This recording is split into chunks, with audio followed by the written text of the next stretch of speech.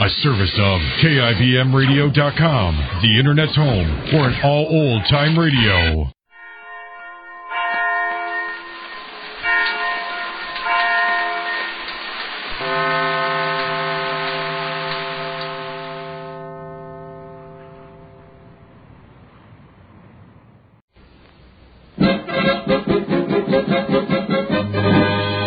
Jerry of the Circus.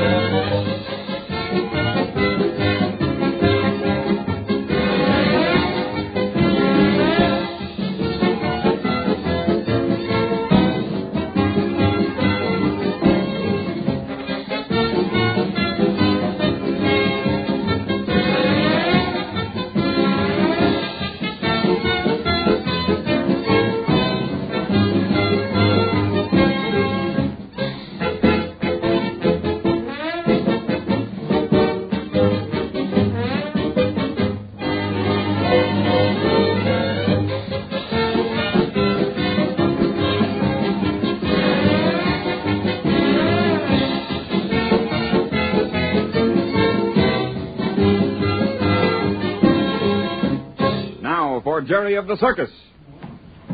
Hi, Sam. Hello, Jerry. Don't tell me you're going to help us roustabouts this morning. Nope, got more important things to do. What?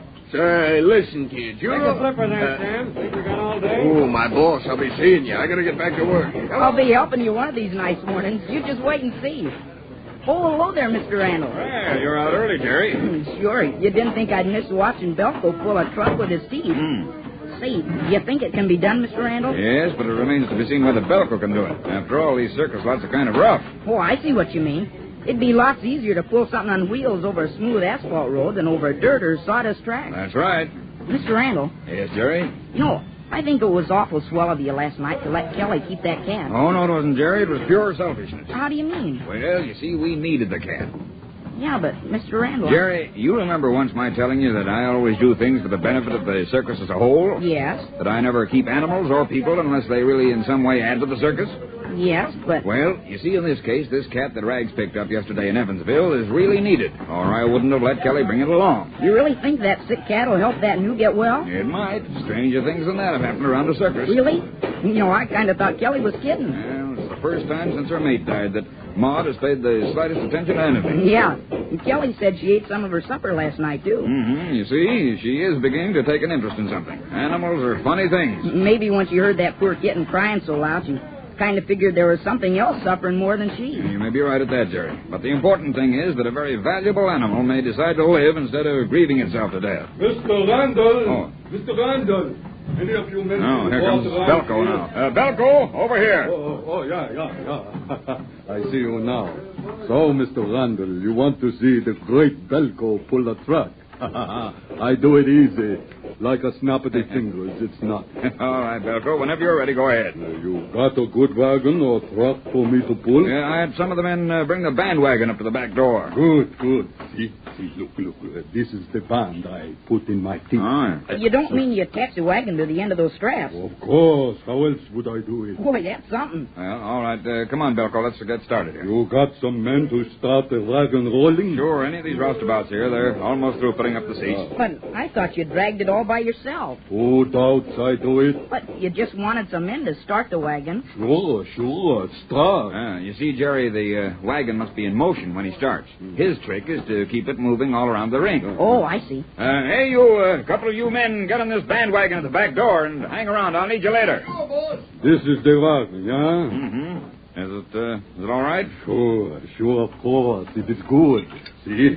Now I strap this here in front. Yeah. Now, and this way. When I count 3, your men push the wagon. Slow. but smooth. Yeah. Then push it how fast you want me to go around the track. Yeah. Then I, Belko, do the rest. Yeah. You hear that, men? Sure. Okay, boss. Jiminy Crickets, this is sure exciting. Now, ready. 1, 2, 3. All right, men, push. Slow and easy. That's right, boys. Now, just a little faster. Good. A little bit more. Not too fast. That's right. Now, that's about the speed of the parade. Okay, Belko, can you keep it going? Okay, boys, lay off. He's doing it. He's really pulling that wagon. All right, Belko. Ride on around the track if you can do it.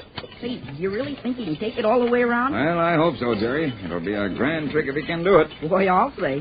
He doesn't seem to be losing any momentum. I mean, the wagon's still going the same speed. Yeah.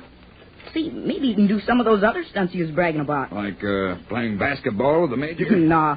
I mean, swinging a trunk around and just holding it with his teeth. Well, we'll find out soon enough. This morning? Yep. See that rope hanging down over the center ring? Yeah. Well, he claims he can hang onto that with one arm, hold the trunk with the strap attached to his teeth, and swing the thing around while we raise him to the top of the tent and down again. Boy, it doesn't seem possible. Look, he's more than halfway around. Yeah, he doesn't seem to have slowed down yet. Looks like he can do what he claims he can. Say, I got a swell idea. Well, let's have it, Jerry. We can always use a good one. Well, now look it. If he can drag that heavy bandwagon around, well, why couldn't he haul a lighter wagon with some lions in it, huh? Well, it's not a bad idea. Yeah, I'd say it's a natural. Well, I believe you've hit on something, Jerry. Oh, here it comes. Yeah. Nice work, Belko. That's right. Keep going till you get out the back door. That's marvelous, Belko. Honest, I didn't think you could do it. Okay, that's far enough. I get this thing out of my mouth. You see what a strong guy I am, huh? I'll say. Well, Belko, I'm sold. If you can do that twice a day, you can go on any time. Of course. I do it 3 times a day, 4 times. Belko, he has great strength. Nothing bothers Belko. Jerry here has made a suggestion, Belko. Sounds pretty good to me. Now, let's see what you think of it. Good. What is it? If I should give you one of the lighter wagons to drag around... You not hear Belko complain about this wagon, did you? Well, no, but wait until I finish. Suppose we use a lighter wagon and put a couple of lions in it. Think you could haul a couple of roaring lions along? Good. Good, I like that. King of men. He leads King of the Jungle with his teeth alone. So, Jerry, you're smart, huh? All right. I just thought it'd be kind of exciting. You want to try out the trunk turn now, or wait, maybe you're too tired? Tired? Who, me? No. Belko just getting practice taking that wagon for a ride. All right. I've had a trunk placed over there in the center ring. Sam, put a couple of men on that pulley in the middle ring. Okay, boss. You sure it's safe for the men to pull you up to the top of the tent? For Belko, it is easy, like rolling off a log. For years, I do it 5 times a day. All right, you're the doctor. The rope has been tested, so there's no risk there. See, I use the same strap for this. I'd think you'd pull your teeth right out of your head. Most men, yeah, but not the great Belko. Belko, you better lift that trunk first. It's a heavy one.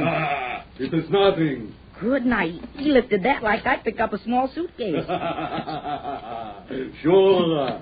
Belko, Superman. Well, whenever you're ready, we're ready. Good. Now, fellas, I strap this. Then I lift the trunk slowly off the ground. I circle slowly, faster, and then faster, so trunk will go out in the air. Yeah. Then I grab the rope with one hand. Then you give a command. Have the man lift me to the top of the tent and down. Not too fast. Understand? Yeah. As soon as you grab the rope, I'll give the signal to the men to pull. Look, I'll pull it now. About this fast? Go. Yeah. Slow. There. Just like that. Yeah. I get ready now. All right, men, stand by and raise that rope just this speed as soon as Belko gets a good hold of it. You can count on me, boss. All right. There he goes. The trunk's leaving the ground all right. Yeah. Jimmy, it's flying right out in the air as he swings around. Steady, boys. There. All right. As soon as he gets a good hold. Good. All right, pull it up. Slow. That's right, steady. Say, look, he's still twisting around in a circle. Seems like he's going faster and faster. Yeah. Boy, look how red his face is getting, and his neck. Say, Mr. Randall, Well, it looks like those muscles will burst. It's remarkable what the body can stand, isn't it, Jerry? Mr. Randall here? Yeah, just a minute. I'll be with you. Well, I got to talk to you, Mr. Randall. Well, not now. Wait till this man comes down here. I'm from the Allendale Police Force. Yeah, all right. Just wait till this man is through. Golly. Say, he's hanging on to that trunk with his teeth. Yeah, isn't it wonderful? Yeah, wish my old lady could see this. She'll never believe me if I tell her. Imagine hanging on to that thing with his jaws. There he comes down now. Say, he's like a human bulldog, ain't he? Yeah. He did it, Mr. Randall. He did it. Yes, it's one of the best stunts I've seen in a long time. Okay, Belko. I'm sorry to interrupt you, Mr. Randall, but I got to see you right away. All right. Belko, that's great. We'll talk about this later. Drop by my office wagon after lunch. Yeah, the great Belko will come. All right. He doesn't like himself much. I'll tell you, Jerry, a man who can do things like that should be allowed to brag. I'll say. I sure wish my old lady could have seen that. Yeah. Well, now, what can I do for you, Mr. Shag's the name. Shag, yeah. The chief sent me out with this note. Said, be sure you read it and get an answer right away. Oh, I see. Oh, that's bad. Anything serious, Mr. Randall? Well, I hope not, Jerry. Well, I'll have to see Jim Bennett about this. Well, the chief said to be sure you sent word back to him. Oh, yes, of course. Well, I'll tell you, Shag. Tell him if he'll send a man around here this afternoon, I'll have a report ready for him. Right now, I haven't the information. Sure thing. I'll tell him. Say, you got a pretty good show here. Best show on earth. Well, at least we think so. I'd sure like for my old lady to see what I just seen. Sure enough, if I tell her, she'd say it was a whopper. Well, I guess we can't have that, can we? Suppose you bring her around tonight. I'll have a couple of seats put aside for you. You will? Yeah. Well, say, that's great. You can just bet me and the old lady will be there. Good. Well, I hope you enjoy the show. You bet we will. Well, okay, Mr. Randall. I'll give the chief your message, Yeah. and I'm sure he'll send a man out this afternoon. All right. Goodbye. Goodbye. Well, that's that. Say, I hope it's nothing bad. So do I.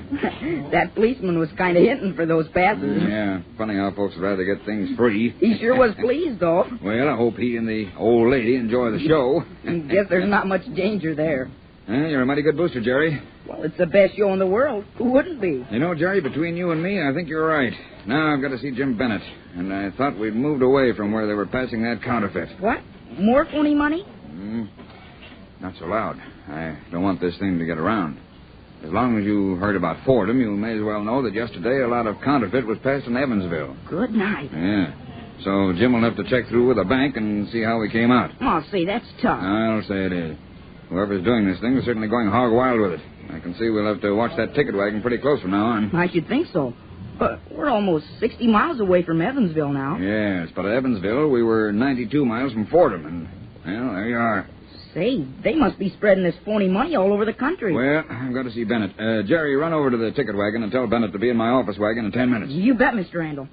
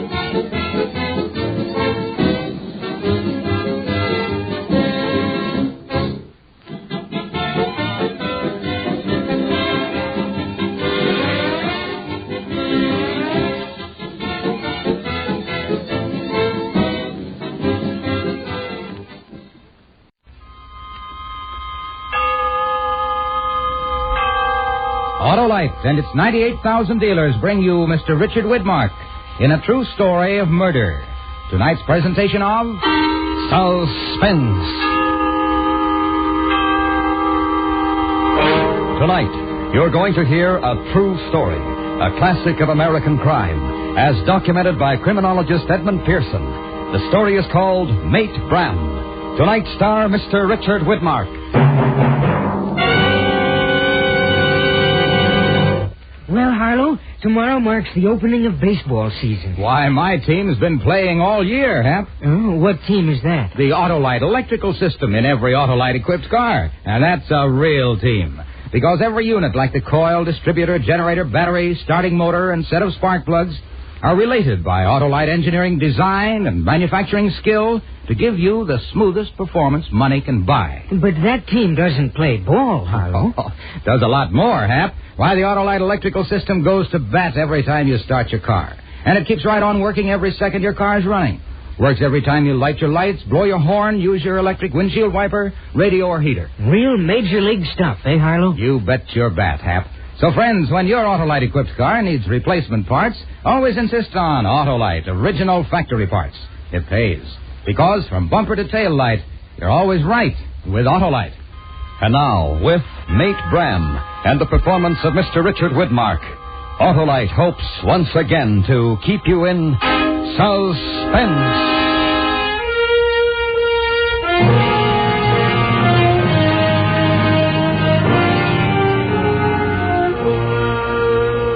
Dear Mr. Cooper, I write to you as my true friend who has given me wise counsel in the past, who knows of my faults and weaknesses, and who also knows my strength.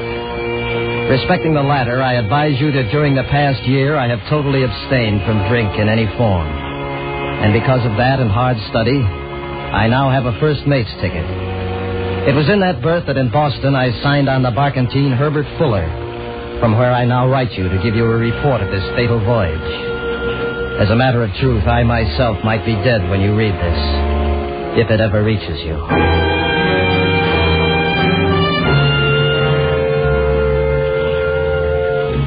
I signed on, the master of the vessel being Charles I. Nash, in the company of the following men, each important to this account. Henry J. Slice, seaman. Aye, aye, sir. Here, Captain. Sign this line, Slice. You'll have the port watch. Aye, aye, sir. Charlie Brown, seaman. Hey, sir. This line, Brown. Port watch. Hey, sir. Jonathan Spencer, steward. Yes, sir. Right here, Spencer. Glad to have you aboard again. Yes, sir. Thank you, sir. Thomas Bram, first officer. Yes, Captain. This line. First trip, Mr. Bram. Good luck. Thank you, sir. August Blomberg, second officer. Aye, sir. This line, Mr. Blomberg. Aye, sir.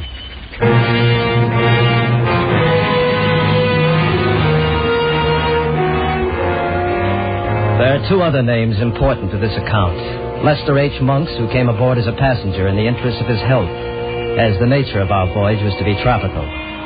The other name is Laura Nash, wife of Captain Nash. If I had known that this woman was going to sail with us, I never would have signed on. But when I saw her and learned that she was, I didn't sign off, although I could have. I stayed on because she was compelling, with a bold look, and because a man is always a hunter. That same day, still in harbor, when first I saw her, I went to the steward to learn more. Yes, sir, Mr. Your name is Bram, isn't it? Yes, my name is Bram. Can I get a cup of tea? Yes, sir. It's hot. Are you a home man, Mr. Bram, or did you come from another ship? I came from another ship. What ship was it? The Antilles. She came in yesterday. We go out tomorrow.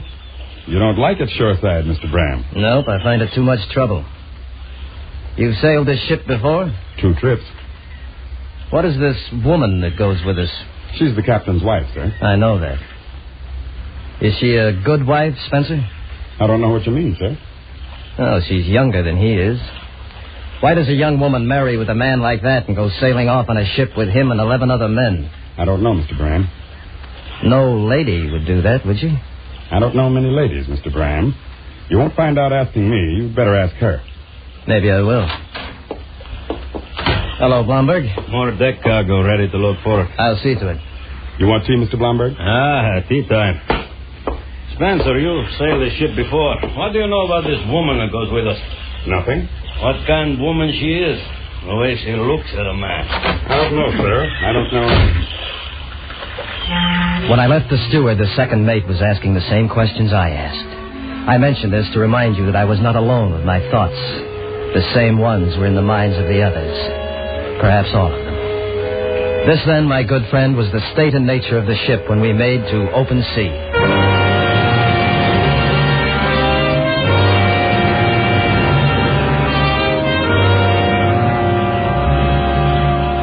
The first day passed in shaking her down. But then evening was upon us, and the woman ate supper in the cabin at the officers' table, which also included the passenger, Mr. Monks. These meals, there were only 6 of them, may be exaggerated in my memory, but I think not. It seems now that nothing was discussed except that I abstained from the wine that was served. It was difficult because I didn't want to give as my reason for refusal the fact that you know, sir, that I am a slave to drink unless I abstain entirely. Your glass, Laura? Yes, thank you. Mr. Monks? Yes, please. Thank you, Captain. Mm-hmm. Mr. Bryan? No, sir, I don't want any. Mr. Blomberg? Yeah, I like good wine.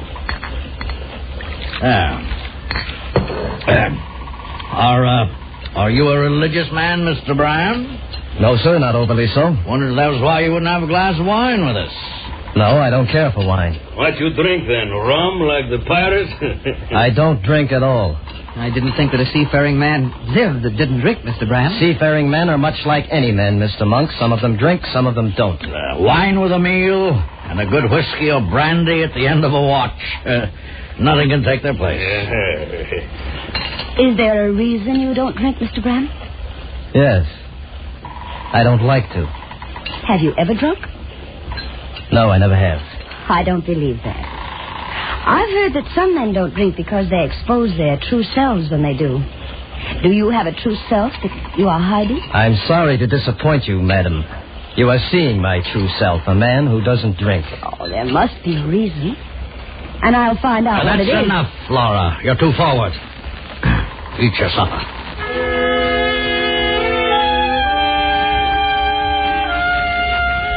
As I stated, my memory of that first supper may now be exaggerated, but I think not. There was more drinking after the meal, but I left, as it was my watch. I know that the second mate stayed with the woman, though, even after Captain Nash had retired to his cot in the chart room. Now, this sleeping arrangement must be explained because it's important. The captain with a cot in the chart room forward in the main house, the woman in the first cabin starboard, the passenger in the second. Across the companionway, I in the first cabin port, Mr. Blomberg in the second. I heard the woman come to her quarters after I'd been relieved. And I think that night, I started dreaming about her and her taunting smile. And with her, I dreamed of being drunk.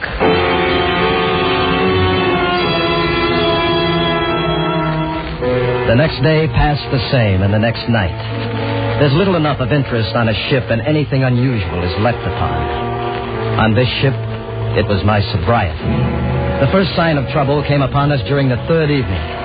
And I swear upon our friendship, sir, that it was not of my doing. I was only walking aft past the main house. Mr. Bram? Yes? I'm in my quarters. I'm still on watch, Mr. Blomberg. What do you want? I think of you too much today. No, I don't like you. What you think is your business, not mine. And that I don't like you? It's a man's privilege to like or dislike. You don't care? Well, there'd be nothing for me to do about it if I did. There is something. Oh? Stop acting like you're better than us, all of us. I'm no better or worse than anyone. You think you are? You think so because we drink and you don't? You think you saint or something? You're wrong, and I'll thank you to leave me alone. No. Let go of me. I give you a chance to make me wrong. I give you a chance to act like man. I ask you now, come in my quarters, drink with me like friends. I don't want to drink, Blomberg. Is insult not to drink when man asks you? Leave off me. Take it as an insult if you like. I say I have my reasons and my rights to do as I choose. Now, mind your own affairs. There'll be no trouble. Don't try to run me. You woman. Leave off me. Oh, you! I Mr. Plumber! Kill you next time. What is the meaning of this? There were some words, sir. What words? His woman. Words about Laura? No, sir. I've seen the way both of you are mooning about her. There's an end to that right now. You'll both eat in your own quarters from this day on. Stay away from her. Your officers on this ship. Now go to your quarters, Mr. Bram. Aye, sir. There'll be a report on this, Mr. Blomberg. You'll relieve the watch. Mr. Bram. What happened? There was some trouble. About what? Nothing, man trouble. I heard what my husband said. Were you fighting over me? No. Why should you fight over me? You've hardly looked at me. You're a married woman, Mrs. Nash. I think that makes more difference to you than it does to me. Why are you so good? You couldn't choose a word farther from the truth, and I think I'd better go inside. Wait, why did you fight? Because he was teasing you about not drinking, wasn't it? He told me he was going to. Yes, that was why. Are you playing the game with me, too? Well, I'm intrigued. You're a man with a past, aren't you? And you won't drink because you're afraid someone will find out what it is. Think what you like. Don't you know that's a challenge to a woman like me? Wouldn't you even drink with me? Yes. Yes, perhaps with you. Is that a promise? No, Mrs. Nash, I promise nothing anymore. I've been ordered to my quarters. I better go.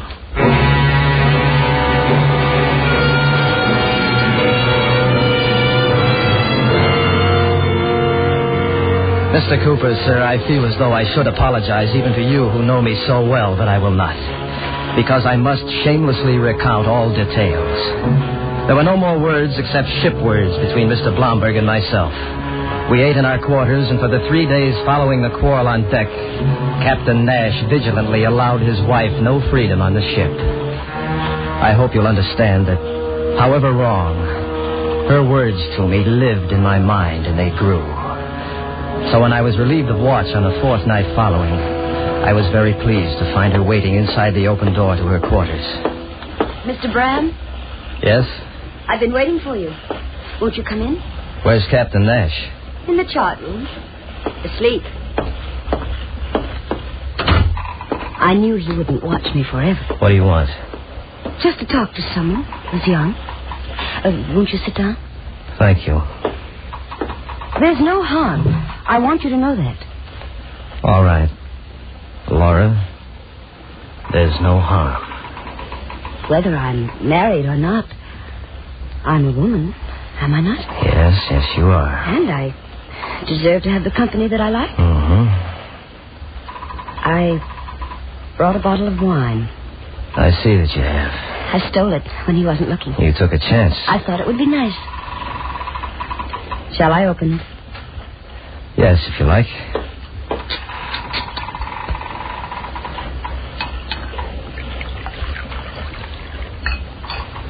Here you are. Thank you. You haven't been very nice to me, have you? I've hardly been able to be anything to you. Then shall we drink to how nice you can be? All right.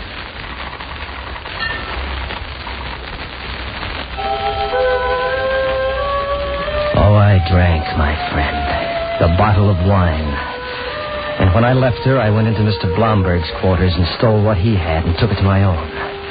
The warmth that I remembered in my middle body, the courage I assumed, the eyes that weren't really mine, seeing things, the false happiness, the excitement, the great proud feeling of self-satisfaction, the elation, the slipping away from reality. And the wonder of it, the pleasure of numbness, the peace, and the luxury of knowing that when you went to bed, you'd sleep.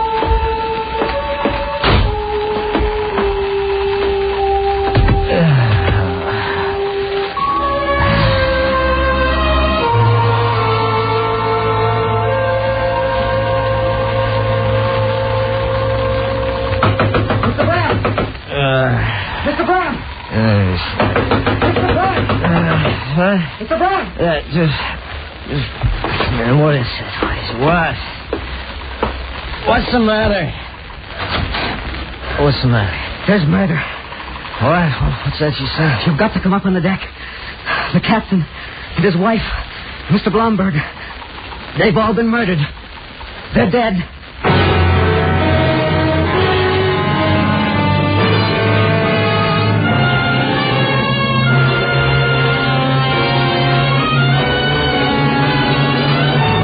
Autolite is bringing you Mr. Richard Widmark in Mate Bram. Tonight's production in radio's outstanding theater of thrills, Suspense.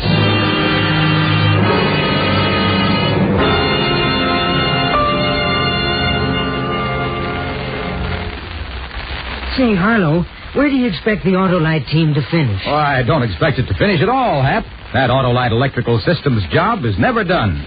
It works when you start your car and every second your engine runs, as well as when you blow the horn, turn on your lights, electric windshield wiper, radio, or heater. That Autolite electrical team must have some real fans, Harlow. You bet it does, Hap. The many leading makes of our finest cars, trucks, and tractors that use Autolite electrical systems as original equipment. And in that great team, every unit and component part is related by Autolite engineering design and manufacturing skill to give the finest performance money can buy. Who manages this team, Harlow? Your car dealer or authorized Autolite service station. You can quickly learn the location of your nearest authorized Autolite service station in the classified section of your telephone directory under Automobile Electrical Service. Treat your car to a periodic checkup soon. It pays. And remember, from bumper to tail light, you're always right with Autolite. And now, Autolite brings back to our Hollywood soundstage Mr. Richard Widmark in Elliot Lewis's production of Mate Bram, a true story well calculated to keep you in suspense.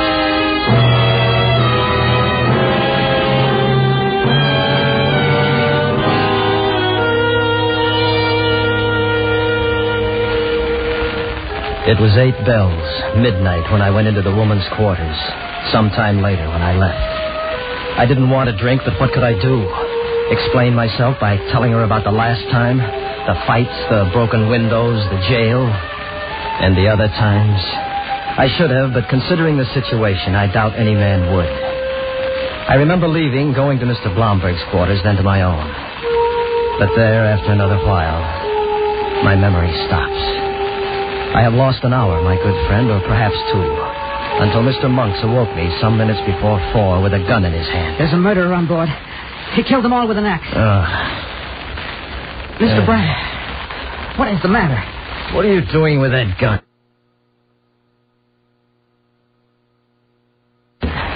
None of us is safe. There's a murderer on board. What are you doing? Water first.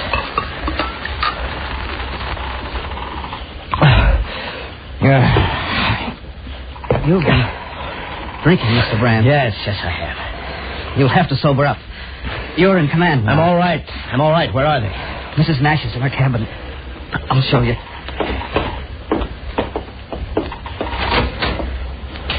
There. Yeah. What do you know of this? Nothing. Nothing at all. How did you learn? Something woke me up.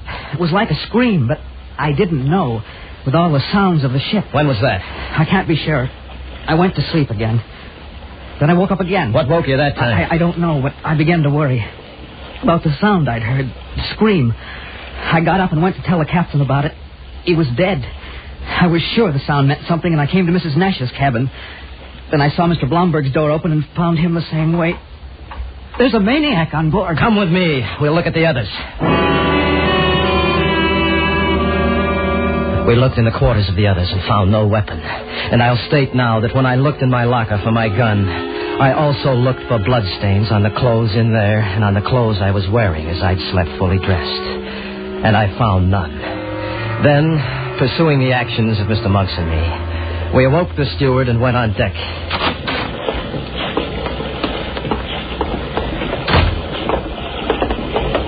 Wait.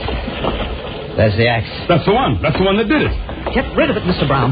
Throw it overboard. The fiend might use it on us next. No, Mr. Bram. We can't do that, sir. Throw it overboard. That's the weapon. We've got to keep it. By law, we've got to. All right. We'll keep it aboard.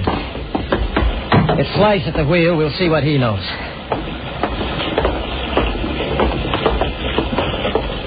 What is it? What's that X? There's been murder aboard, Slice. How long have you been at the wheel? 2 hours, sir. Who is it? Brown and Cantwell share your watch, don't they? Yes, sir. Where are they? Forrest, sir. Standing lookout. Who's dead? The captain and his wife and Mr. Blomberg. Have you seen anybody on deck, Slice, while you've been at the wheel? Only you, Mr. Bram. I didn't see nobody else. I didn't remember.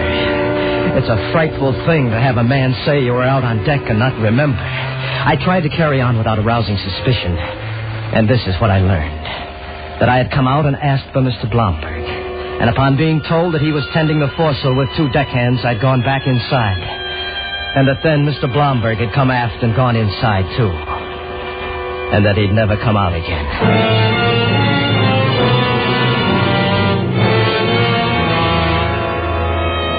I couldn't help feeling guilty, but on the other hand, I couldn't help heeding my instinct to protect myself. For example, at my earliest opportunity, when I was not seen, I took that axe and I threw it overboard. But that was wrong. I acted in excitement and fear, and I'm sorry now that I did. When dawn came, I ordered the ship to come about and set her back toward Boston. Soon after this was done, the steward came to me. The crew wants me to talk to you, sir. Yes, what about? They all say they'll be afraid to go to sleep tonight for fear of being murdered in their bunks. All right, I'll have them all sleep on deck where a watch can be kept over them. And if you will, Spencer, you can tell them all to come on deck in an hour for the funeral services. Funeral services, sir? Yes. We can't put those people over the side, sir. By law, we've got to take them back. Oh, yes, of course, Spencer, but it's not good to have them on the ship. I mean to put them in the longboat and tow it astern. Now bring them out. And with Captain Nash, bring his Bible. It's open on the table next to his cot. It is, sir?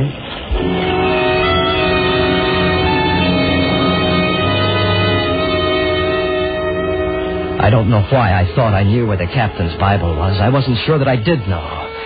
But I was afraid to ask Spencer. So once more, on impulse and in fear, I acted.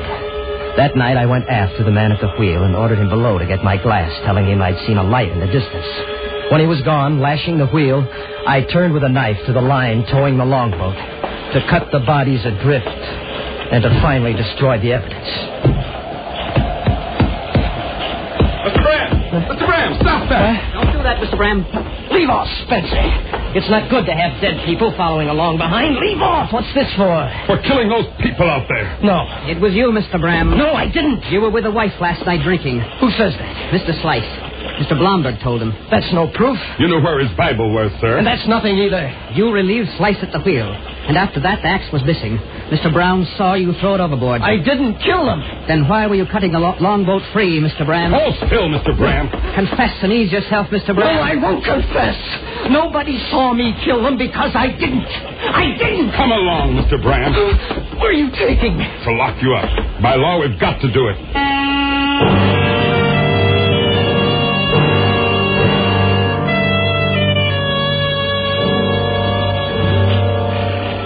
They put me in irons, locked in my own quarters. And here I have stayed. There have been no more murders in the 3 days past, which does not stand in favor of another killer being aboard and my being innocent. What I have written, my good friend, is the whole truth. And I beg of you to be my legal counsel when my case comes to trial, as I'm sure it will. In my own mind, I am not convinced that I'm guilty. For one reason, that however violent I've been, I have never killed before.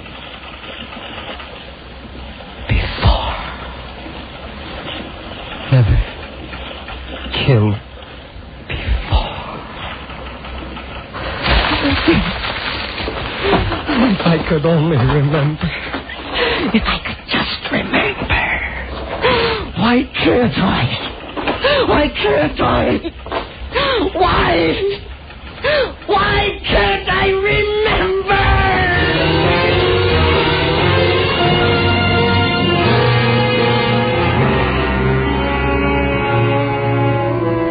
As the passenger aboard the Fuller, I was called along with the crew to testify in both of Mr. Bram's trials. And each time I stayed to hear him pronounced guilty by 2 separate courts of law of a crime he steadfastly swore that he did not remember committing.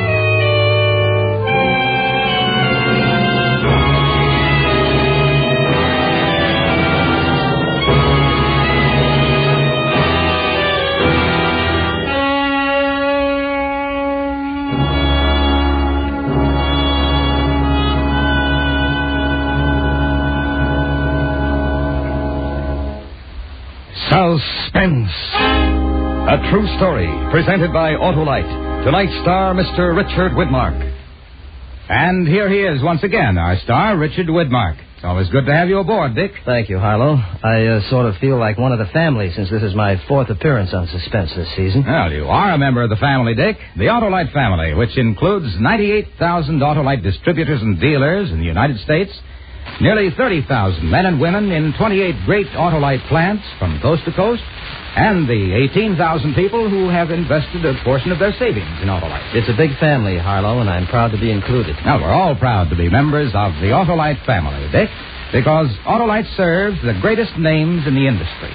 And every Autolite product is backed by constant research and precision built to the highest standards of quality and performance. So remember, from bumper to tail light, you're always right with Autolite.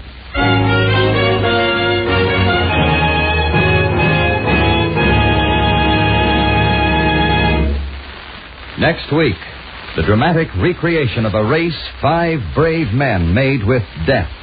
A true story based on the writings of one of those men. Our star will be Mr. Herbert Marshall. The story is called The Diary of Captain Scott. Presented next week on Suspense.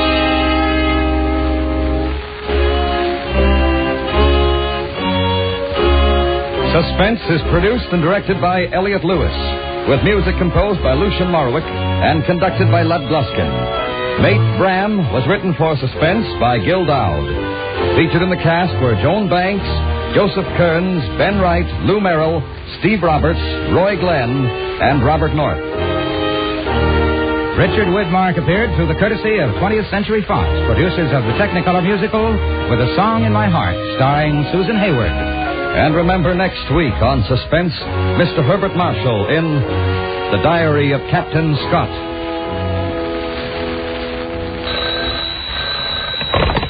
You can buy Autolite electrical parts, Autolite Day-Full batteries, Autolite standard or resistor-type spark plugs at your neighborhood Autolite dealers.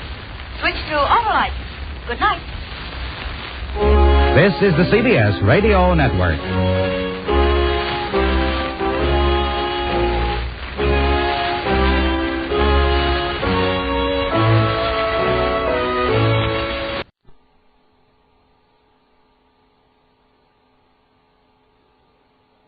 Mutual presents Arch Oboler's Plays. The Mutual Broadcasting System has the pleasure of presenting the 9th broadcast of a special 26-week series of plays by radio playwright Arch Oboler. In this series, we hope to bring you dramas full of the excitement and the meaning of plays told in relation to the expanding world we live in. Our play this evening is titled Night.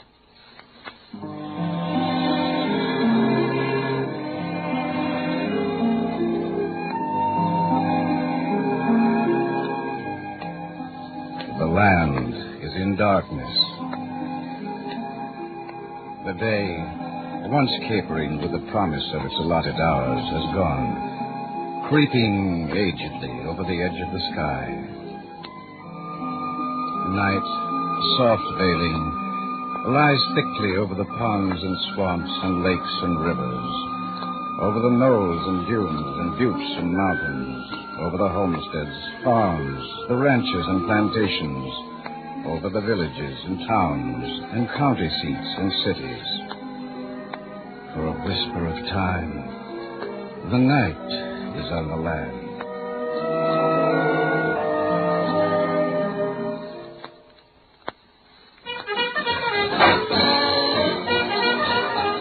Gee, Sailor, don't you get tired dancing? Keep dancing. Okay, as long as you pay for it, I gotta do it. But 2 hours, my feet, they're killing me.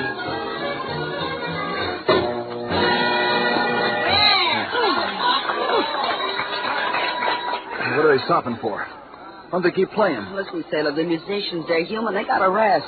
So long, Sailor. No, you gotta stay with me. But When the music starts again, you gotta dance with me again. Okay. You're the violent type, ain't you?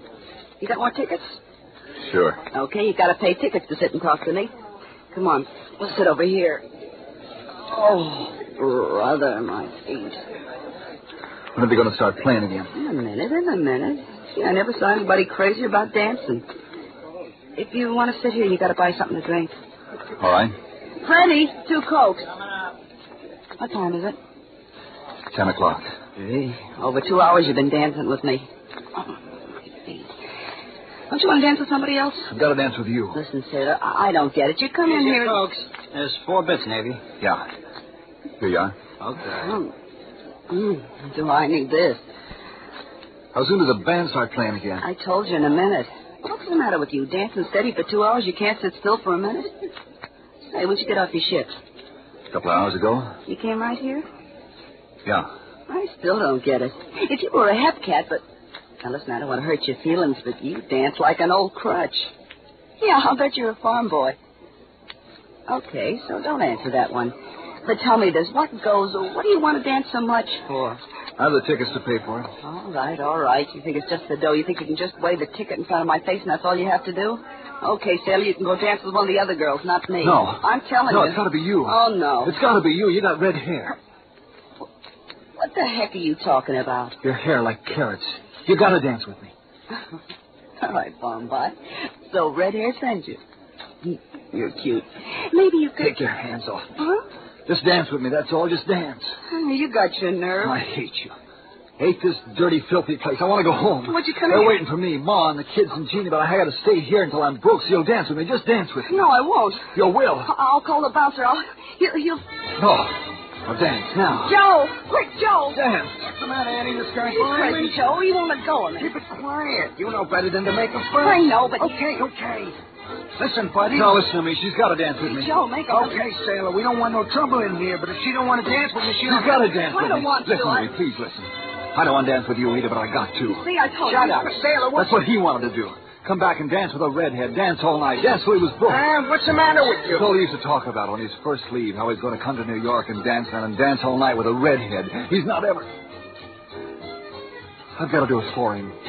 Please, lady, I'm sick and I want to go home, but please, you've got to dance with me. You've got to dance.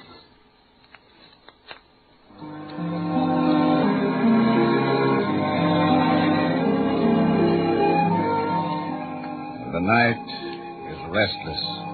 It stirs and turns and carries with it the restless thoughts of artists, architects, contractors and builders, bricklayers and masons, ministers and teachers, tinsmiths, welders, charwomen, tailors, tycoons, freightmen, executors and politicians, bankers, window washers, soldiers, brewers, leather makers, printers, butchers, tinners, roofers, fishers, millers, bondsmen, carpenters, lawyers, judges, painters, senators and representatives, wholesalers and retailers.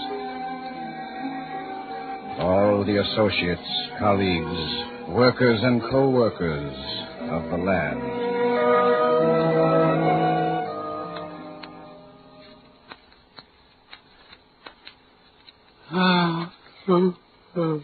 Vince, Huh? You awake? you can't sleep? I didn't know I was bothering you. It's all right. I haven't been sleeping either. Oh? Getting cooler. I've used the plow for 30 years, and now this fella comes along and says it's wrong. What? The county agent about the disking. Sure got me stumped. Oh. The ground's got to be turned. Sure got me stumped. Well, Vince, What? I hope she's all right. Now, Egg, are you starting to worry again? No, I've just been thinking about it, that's all. But it's been a whole week. He's a fine boy. She'll make a good wife. That's all there is to it. All day I don't even think about it, but as soon as it's dark, I begin thinking. Egg, you're such a worrier. I suppose... What, sir? Something I forgot to tell you. Right after the ceremony, Dick came up to me and said he wanted me to know that after the war, no matter where he and Fran lived, they'd always manage to come spend vacations someplace in Ohio so they could help with the harvesting. That was nice. I'm going to fool him. I'm going to take him up on it. You'll find out it's a lot easier to fly one of those bee, whatever they are, than it is to drive a combine. Asleep, Egg? No. Oh, Egg. Miss you terrible, Vince. For 19 years you never was away from me. I miss you terrible. I do, too. Such a good boy. I know she's crazy about him. But I wish right now she was little again and afraid to be in the dark and crawling into the bed with us like she used to. Try to sleep. Terrible, I suppose, my feeling this way. So many people have really lost their... Sure. We're lucky. She'll come back often. She's a good girl. Yes. Now try to sleep. It's such a dark night. I think it'll rain a little in the morning. The barley could use it. Good night, Vince. Good night, Egg.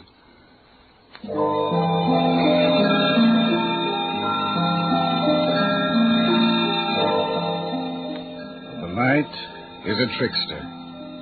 It mutates, transposes, changes, shuffles, conjures, prestidigitates, juggles, spoofs, hoodwinks, and hocus-pocuses. A white sheet, wind-tossed, spawns a ghost. A tumbleweed, a roving demon. The timbers creak, a dead man's bones. And underneath the bed wait nameless, faceless, night-born things. The night moves on and whispers behind the joke of the dark, beyond the dark.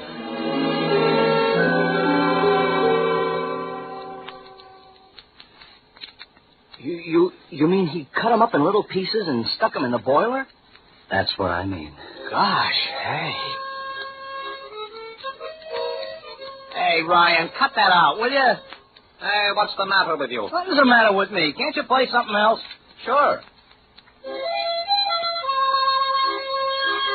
Ryan, cut it out, will you? Hey, Ryan. What is the matter with you guys? Nothing. We don't want to hear you play, so there's something wrong with us. Yeah. Is this the auditorium or a fire station? How would you characters like to go to... Hold it. Ah, that's over in Cicero. Yeah. It's a hoodoo, all right. You ain't kidding. Hoodoo what? Hey, what are you guys up to? Listen to Hank. He'll tell you. Okay, I'm listening. It's Thursday, Ed. Okay, it's Thursday. There hasn't been a night run on this station on Thursday night for 20 years. 20 years? Yeah. Since the Thursday night that Patty Gooners died. On a windy night. Just like this one. Patty Gooners? Who was Patty Gooners? He was a fireman. And he died in this station 20 years ago. Right in this room. Hey, fellas, is this guy kidding me? Well, listen, you big lug. He's telling you the facts. Now, you want to hear the rest of the story, Ryan? Sure. Why not? Okay. Thought maybe you didn't like ghost stories. Yeah? Go on. Okay. Patty Gooners was the driver of a steam pumper that ran out of the station 20 years ago. He was a little guy, but big with women. Like me. Oh, keep quiet, will you, Ryan? Only one day he met a woman he shouldn't have met. The pretty wife of a fellow who stoked the boiler of the pumper. Oh. One day the fellow who stoked the boiler of the pumper came home when he shouldn't have come home. Uh-oh. Patty did some quick talking.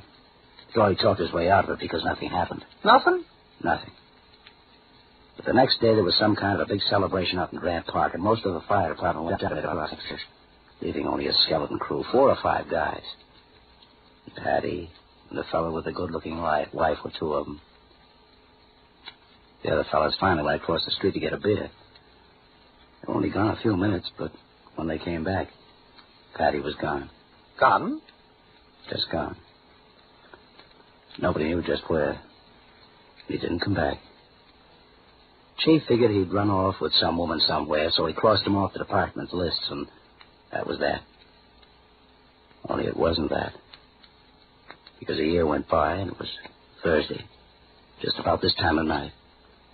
Fellas were sitting around just the way we are, right here in this very room.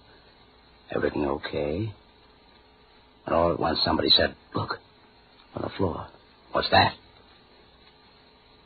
That was a big stain. And when they looked close and touched it, it was blood. What could they do? Nobody knew how it got there. So somebody got some soap and water and some sand, and they scrubbed it up in case the inspector came around. Everybody helped but one. The fellow that had the pretty wife. He just sat there, didn't move. Just kept watching.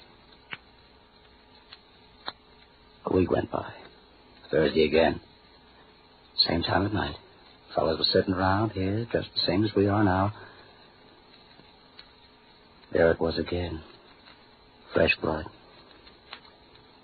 This time they called in the cops. Didn't do much good, because blood is blood, and that's all there was, just a little blood there on the floor. Scrubbed it up. A week went by. Thursday night came around again, and there they were, waiting. The floor was clean. Had a lantern sitting there. They waited. Nothing happened. And all at once it did. The light went out.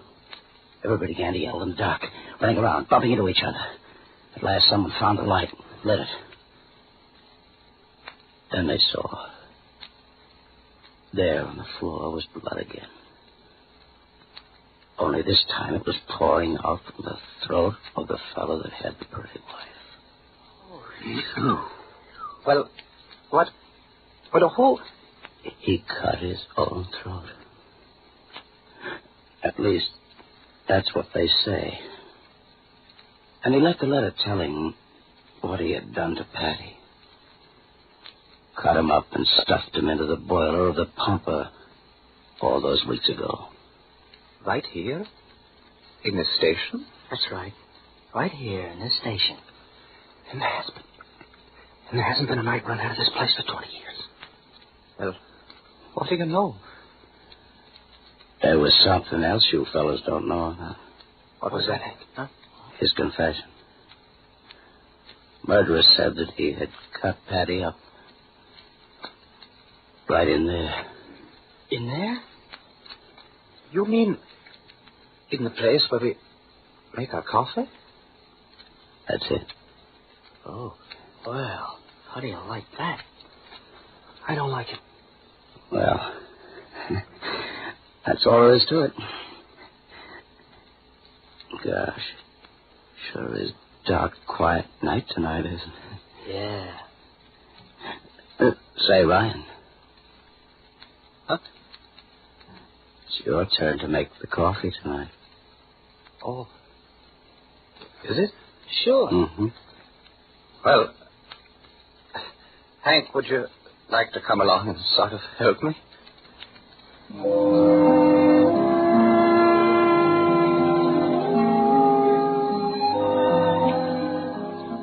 The night is a sedative, prescribed by the rhythm of life's molecules, wearying in their sundance. The night is an old medicine man, mixing a dark brew of tremblings and laughter, and fury and past ecstasy, terror and hurt, and the wordless murmurs of a woman talking in memory. The night is an old medicine man.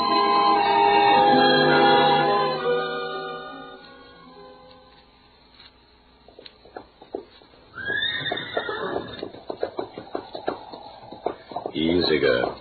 Easy. She's tired. Duster is too. Aren't you, Duster? We've been gone long. Jay. What's the matter? We've been out for 6 hours. Well, what do you know? It's good, Alice. Can't tell you how good it is. I can imagine. You know what the fellas used to call me? What? Bronco. You? In fact, I used to talk so much about the horses and the range. Alice. Yes, Jay? Gee, Alice, I never want to go in. We don't have to. Ride all night? Ride all night. Gosh. You know what was the worst? If you want to tell me. When the captain used to button up the tank and close the turret, there I was down there. The noise, Alice, the noise inside of that tank, like riding on the inside of a tin tub. I used to fire the gun, those Italian roads during the summer, all the dust. Oh, Alice, it was the worst. They'd never knew it. I mean, the others never said anything, but me, inside the... You know. I know. The wind. Yes, Jay? The wind was never like this over there. Sage. I'd forgotten how wonderful. I thought I wrote you. You did, but it got hard to remember toward the end. Yes, I can imagine. You know, honey, I got one break. What? For bronc busting. I got the right arm left. Jay. Oh, I'm sorry, honey. It's better than that. It's wonderful. I'm back. And just think, I'll never have to go away again.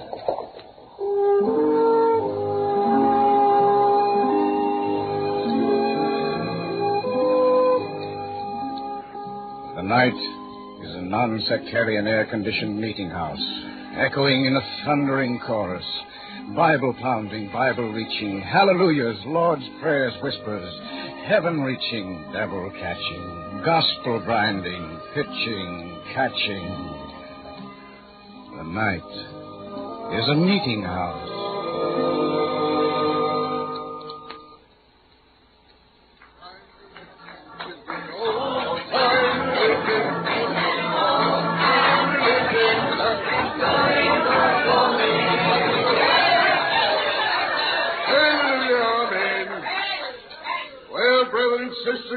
This concludes our great meeting for tonight. Bless you all. And don't forget to leave your free will offering as you go out to carry on the way of the Great Spirit. Good night. God bless you.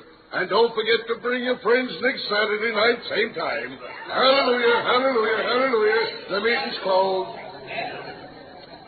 Excuse me, Reverend. Could I? Sorry, brother, sorry. In a little hurry tonight to do the work of the Lord. See you later. God bless you, Reverend. Harriet. Harriet! All right, I heard you. Stop yelling. Well, if you'd asked me, I wouldn't have to yell at you. Well, how did we do? $103. $100? Why, the low-living, tight-fisted... Don't blame them. It's you. Me? Preaching. By the way you were going tonight, you couldn't raise $1 out of a hard shell on its way to perdition. I've been doing all right. You were doing all right. But I'm telling you, you're slipping downhill faster than a pig on a greased runway. Now, look here. No, you listen to me. $103 from a meeting like tonight. You better listen. What do you got to say? I've been doing a lot of thinking. These West Coast amen snorters ain't what they used to be. Working in air plants and all that. They're getting modern ideas fast. All right? Why shouldn't you get modern ideas? I preach from the headlines. Ain't enough. Charlie, we got to throw off the old coat like a rattlesnake in the spring. What do you mean? Don't be a thicker head than you are. We got to go out of business and come back into business again. Talk words. Just this. Electronics. Huh? Electronics. I've been giving it a lot of thinking. Everybody's talking about electronics. Radio and that television and that new thing, radar. Electronics. That's what they're thinking about, and that's what we'll give them. Well, keep talking. This is the night we're starting over. Close right down, move right out, and start up someplace else. Long Beach or San Diego. New start with a new name. Well? The electronical pathway to the cosmos. Ah. Don't look down your nose at me. I'm talking sense. The electronical pathway to the cosmos. That's scientific. Fill the stage full of electrical stuff. Sparks shooting around. Mm-hmm. Sparks rising up to heaven, going up to heaven. Ride the sparks to the fountainhead of all the cosmos. Hey, that's something. Give 'em membership pins. Yeah. Made like jagged lightning. Sure. Pins to wear $5 cash to show that they're a member. The Electronical Society of the Cosmos. The Electronical Society of the Cosmos. Harriet, I see it now. Jagged lightning crashing down on sinners.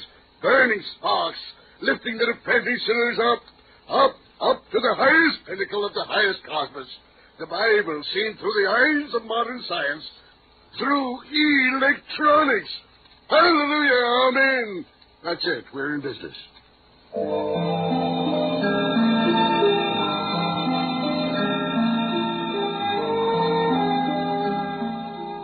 night is a movement, east-west, along the path grooved by the sun. The night is a movement, east-west.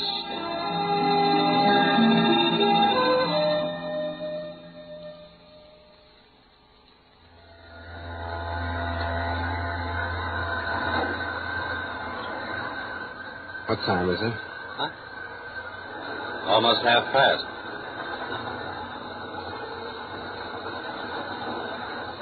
They ought to be letting us on board soon now, don't you think? What's the matter, soldier? Haven't you learned how to wait yet? You know, I heard the... No. I heard, you heard, he heard. It all adds up to parking it, soldier. Just parking it. Yeah. I guess you're right. Sure. Hey, watch out for that stuff, man. Boy, am I a lunkhead. Are you? Yeah. I had a chance to get out. No, I'm a dream boy. I tell him to forget. Where were you?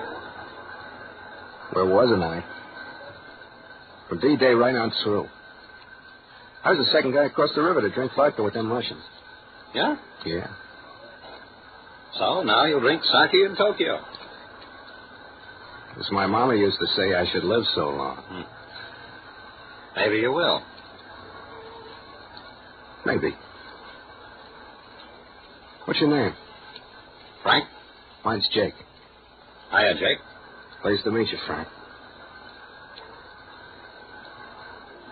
Sure is dark. Yeah. I used to take boat rides at night in Central Park. New York? Yeah. A night, a boat, a girl. I was all right. I know what you mean. Now we got the night and the boat. And that's it. I'd like to hold on to this one.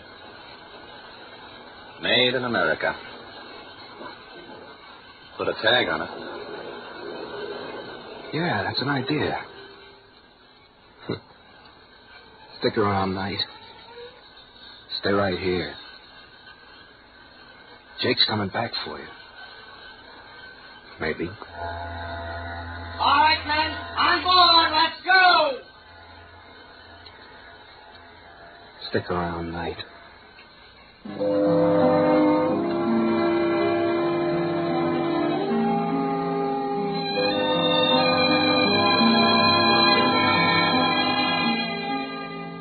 The land is in darkness.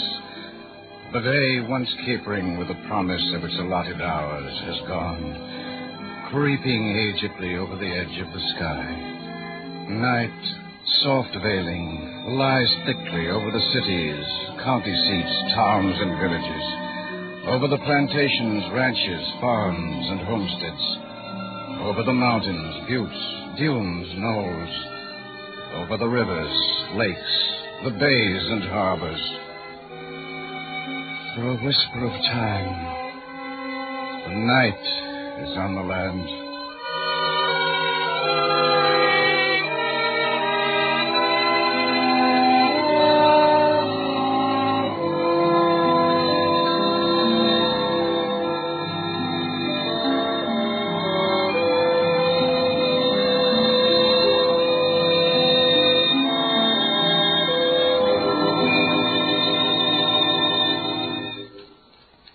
You have just heard Night, a new play by Arch Oboler.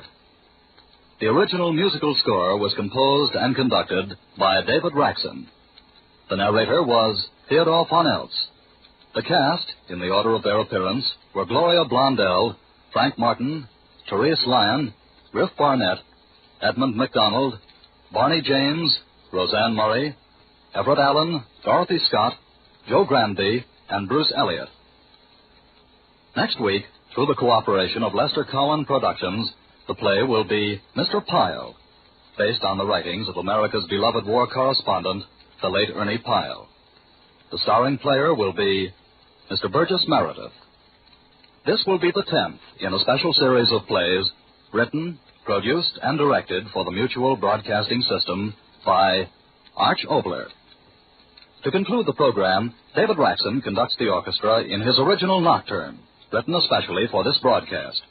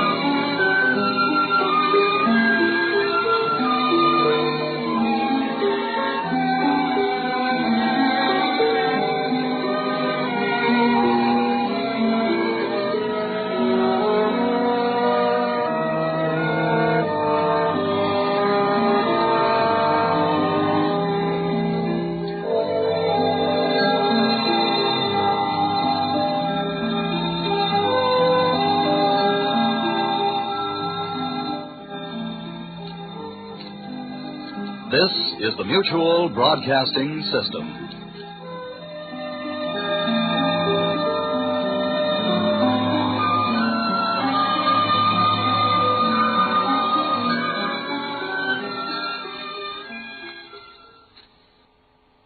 And now, stay tuned for the program that is rated tops in popularity for a longer period of time than any other West Coast program in radio history. The Signal Oil program, The Whistler.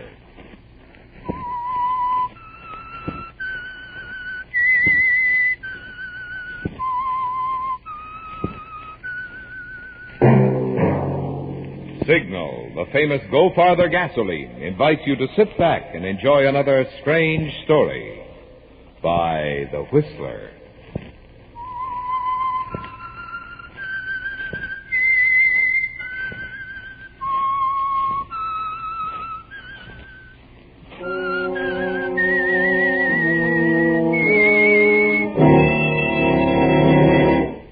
I am The Whistler, and I know many things. For I walk by night. I know many strange tales hidden in the hearts of men and women who have stepped into the shadows. Yes, I know the nameless terrors of which they dare not speak.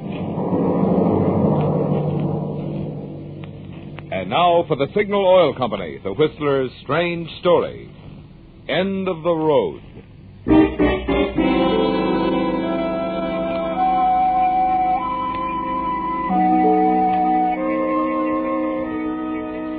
It was night on Fountain Avenue in Hollywood, but the darkness was pierced with shafts of light from police car spotlights, and there was a crowd pushing forward, babbling excitedly, turning the usually quiet residential section into a bedlam. A siren wailed as another police car swung around the corner and ground to a stop, and its uniformed occupants leaped out, ready for action. And it was about that time that Doris Chandler pushed her way to the front of the crowd. Pardon me, please. Close enough to hear the conversation of the officers, intent on the small white bungalow now bathed in the searchlights. It's Yeager. It was then, wasn't it, Doris, Yeager? that you heard the name Sure. of the criminal they'd Yeah. trapped inside? As an officer explained to one who had just arrived. It's Yeager, Mac. Steve Yeager. The cop killer? Right. We got a telephone tip on him about half an hour ago. You sure he's inside, huh? The boys in the first squad car got a look at him through the window. They put in the alarm when he started throwing slugs. Armed, huh? This won't be easy. We'll wait him out and then try tear gas. You got the loudspeaker ready, Dave? All set. Go ahead. Attention, Yeager. Steve Yeager. This is a warning. Come out on the front porch. Throw your gun away. You haven't a chance. The house and the entire block are surrounded. Yeager, this is a final warning. Come out and throw your gun away. We'll give you 1 minute. 1 minute, Yeager, to decide.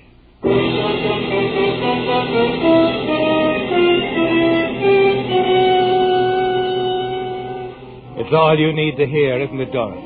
Then you ease back through the crowd, hurry from the scene to your own apartment only a few blocks away. It's all over for Steve Yeager, you're certain. And the money, Steve's money, hidden in your apartment, will belong to you now. Yes, a fitting reward for your cleverness in phoning in that anonymous tip to the police. Safely inside your apartment, you lower the shades and smile to yourself as you think of what's happening to Steve just a few short blocks away. And then...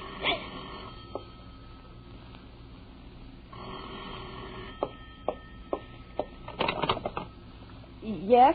Hi, sis. It's me, Charlie. Oh, Charlie. Glad you called. Just wanted to make sure my little sister's okay. Why wouldn't I be? Haven't you heard? It's on the radio, Steve Yeager. Steve?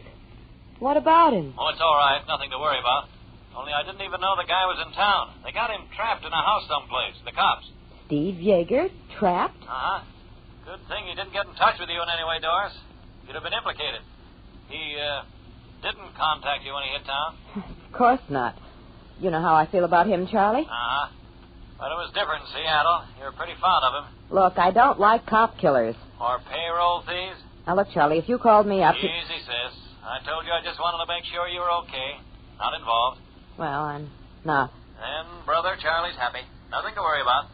No, you can go back to sleep. Wait a minute. What? Sis, listen. Keep your apartment dark. Don't answer the door for anybody. What is it? On the radio. They just announced that Steve Yeager gave the police the slip. He's on the loose again.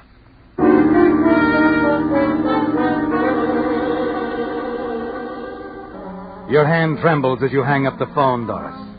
Your brother Charlie's warning seems unreal, doesn't it? Like something from a terrible nightmare. Steve Yeager, the man you double-crossed, told the police about, has escaped. And you know that he'll head straight to you. Yes, Doris.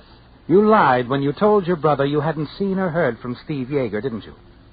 Because every bit of the more than $50,000 he got from that payroll job he pulled in Seattle is in your apartment at this very moment.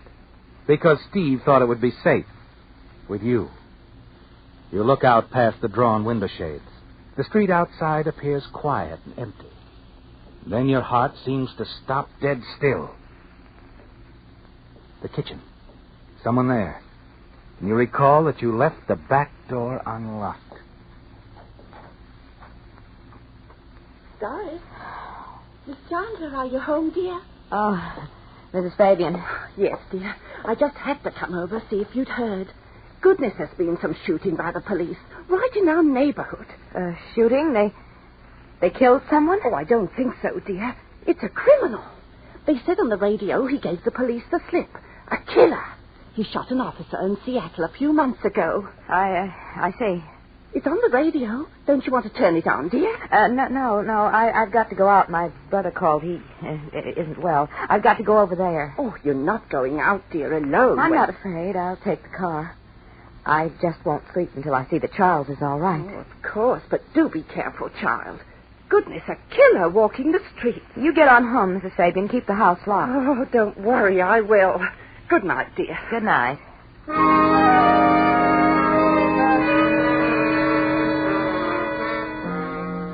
You see your neighbor out the back door. Lock it after her. And then quickly hurry to the bedroom and pack a small traveling case. And the last thing before closing the bag, you take the money Steve left, put it in the bag with your clothing.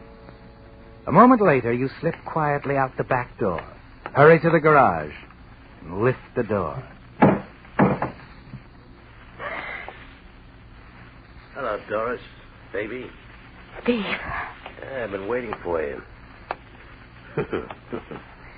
Didn't think you'd want to go anyplace without me.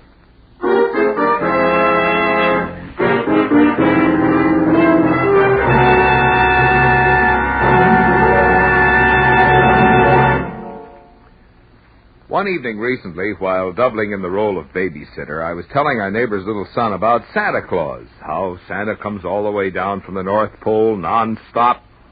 Gosh, Marvin, the little fellow exclaimed, Santa Claus must use that famous Go Farther gasoline like Daddy does. Well, reluctantly, I had to admit that Santa uses a sleigh powered by reindeer. But if Santa did use an automobile, you can bet he'd be interested in Signal's good mileage. And since Santa knows quality, he'd certainly appreciate Signal's quick cold weather starting, Signal's lively pickup, Signal's smooth as skating power. That's why you can put Marvin Miller on record as saying if Santa ever trades Prancer and Dancer and Under and Blitzen for a car, I predict Mr. Claus will power it with Signal, the famous Go Farther gasoline.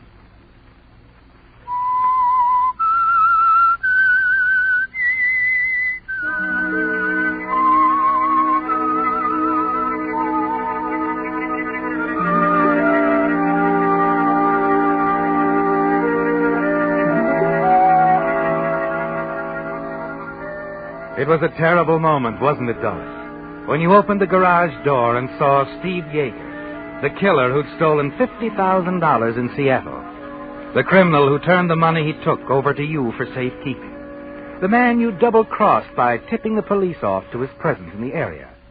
And now he stands there smiling coldly. And you're certain that it's all over, that he's going to kill you. And you're certain, too, that he's guessed it was you who called the police. Your mind struggles for an excuse, doesn't it, Doris? Something to say to Steve by way of explanation. But nothing comes from your lips. And then you realize that he's speaking and nodding toward the car. Come on, I said, in the car. We're getting out of here. Steve, you don't think that Save it. Get in the car.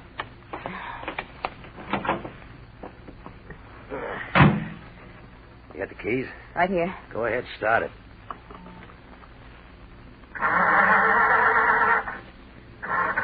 The dame next door, she came over. What'd you tell her? I said I was going to visit my brother. I was, Steve. I heard about you on the radio, thought the police would tie me in with it. I thought if I took the money and hid out until I heard from you... Sure. It's the truth, Steve. Here. See, I have the money here in this bag. Let's have a look. That part adds up, Doris. Nice of you to keep it for me. Steve, you've got to believe me. Maybe I will, Doris. Maybe I will. Right now, just keep quiet and drive. Go out Sunset towards Beverly Hills. Sure, Steve. Don't worry. I'll help you. I know you will, baby. I know you will.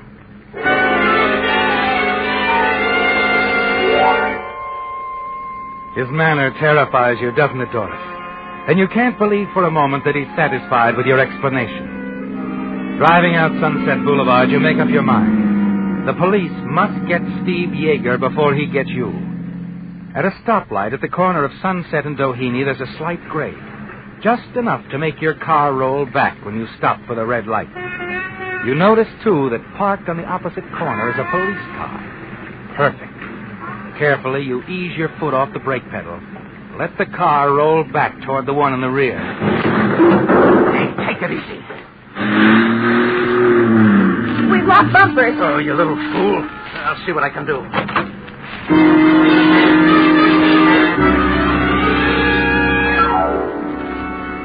It's a tense few moments, isn't it, Doris? Steve back trying to free the two cars. You wondering if you can reach the police, or if you dare call out to them. And then you notice that one of them has started across the street to see what's wrong. Hey there! He calls out suddenly as Steve gets back in your car. Hastily, Steve shoves you aside, slips behind the steering wheel himself. Steve, an officer, he's yelling at us. We're not waiting for him. Shut up, will you? We're getting out of here now. Hey! Stop!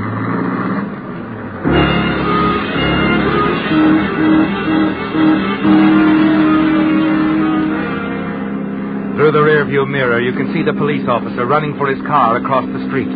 He's going to make a chase out of it. And a glance at Steve Yeager tells you that he isn't going to quit easily, doesn't it, Doris? The cars race along Sunset at terrifying speeds, their tires screeching. You beg Steve to stop, to give up. Steve, he's gaining. Stop it. We'll both be killed. Hang on. We're not beat yet. Let him try that. Steve, he didn't make it. He went on past. Yeah, he'll be back. But it gives us time, baby. Time to swing in. Here. You sit beside Steve Yeager in frightened silence. You're parked in the dark, winding driveway of a huge mansion, aren't you, Doris? With Steve taking a chance that the police car will miss you and race on past. And then, a moment later... Yeah, there he goes. I told you, baby.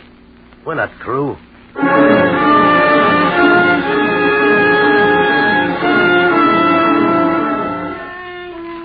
You ride in silence for several miles and realize that Steve has pointed the car out toward the valley. And then you look over at him and notice the blood on his hand. Steve, your hand. Huh? Oh, it's from my shoulder. Those cops nicked me as I was going over a fence. It ought to be attended to, Steve. A bullet wound. Okay, so we have it taken care of. Lonely enough section out here. Yeah, a little ranch house looks deserted enough. Now we'll see if there's anybody inside.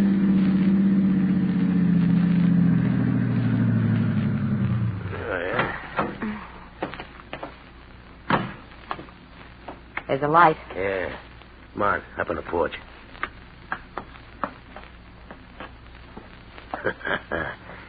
Somebody home, all right. And quite alone.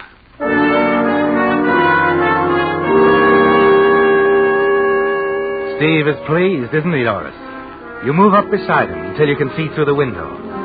There's a young man sitting at a desk inside. He's puffing slowly on a pipe, staring at the typewriter before him. All right, baby. You know what to say. He's coming. Oh, good evening. Hello. Our car is stalled out front. May we use your telephone? Oh, why, of course. Come in. Come in. Thanks. Look here, old man. What do you... Shut the door, baby. What do you think of your... Oh, a gun. Yeah, one that says you're going to be a good boy. Definitely, a good boy. Look, if it's money you want... It isn't. Oh, thank heavens for that. You alone? Alone. Yes, quite alone. That's fine. Do as I say and you won't get hurt. Doris, draw the blinds. Go on. All right. Where's the phone? It's right behind you on the table. Got an extension? In a little place like this? That's absurd. Yeah, I guess it is at that. I'll sit right here where I can keep my eye on that phone. You stay away from it, even if it rings, understand? Perfectly. Good. I suppose you get some hot water and something that'll do for bandages. Bandages? Oh, a third member of the party, huh? Perhaps lying mortally wounded in the car outside. Yes, I see. You don't see. Get moving.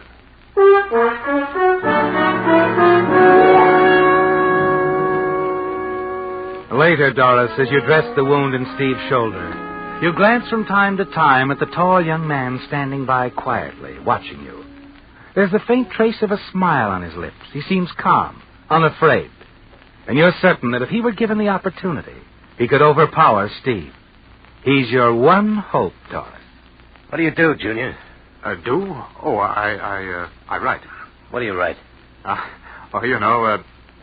The crime doesn't pay sort of thing. Any good? Not very. What's your name? Maybe I read some of your stuff. Oh, I don't think you have, but my name is Anton Gray. Sounds like something off a color chart. It isn't phony, if that's what you mean. Anton Gray, huh? Hey, you ever hear of him, baby? No, I never have. I guess we... Hey, take it easy. Sorry? You about through with that? Yep, just about. Hey, you got any beer, Anton? No, but there's some sherry in the decanter there. Get it. Yes, of course. You might see about getting something to eat. Cold corned beef's all I have. That'll do. All right, Steve, how does that feel? Oh, fine. Just fine, baby. A glass of sherry, dear lady? No, thank you. Yeah.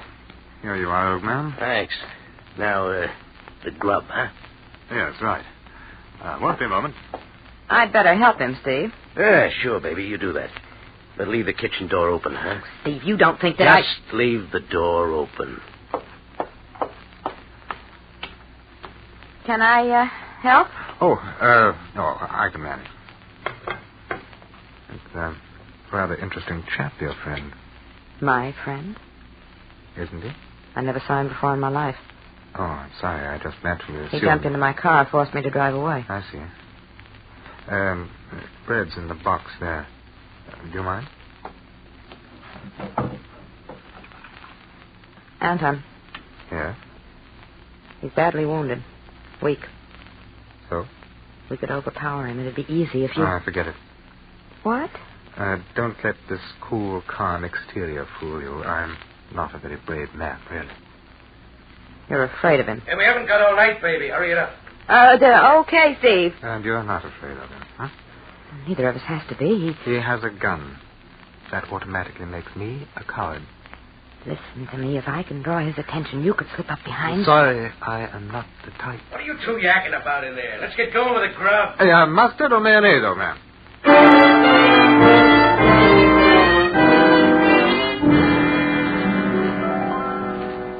Anton's not going to help you, is he, Doris? And your one last chance of getting away from Steve has vanished. But later in the living room, a surprising thing happens. Anton casually wanders over to a table near the front window, picks up a cigarette, and then slowly starts to edge toward the fireplace. And suddenly you realize what he's going for, the poker lying on the hearth. Quickly you dig into your purse for a pack of cigarettes and offer one to Steve. Thanks, baby. As you extend your cigarette lighter, you see Anton pick up the poker, start to raise it over his head. In 3 short steps, he can reach Steve, can't he, Doris? You hold your breath, but Anton doesn't move. And then Steve leans back in his chair, blows a cloud of smoke toward the ceiling. Anton. Yes? Got any coffee? Coffee? Yes. Hop to it. Yes, of course.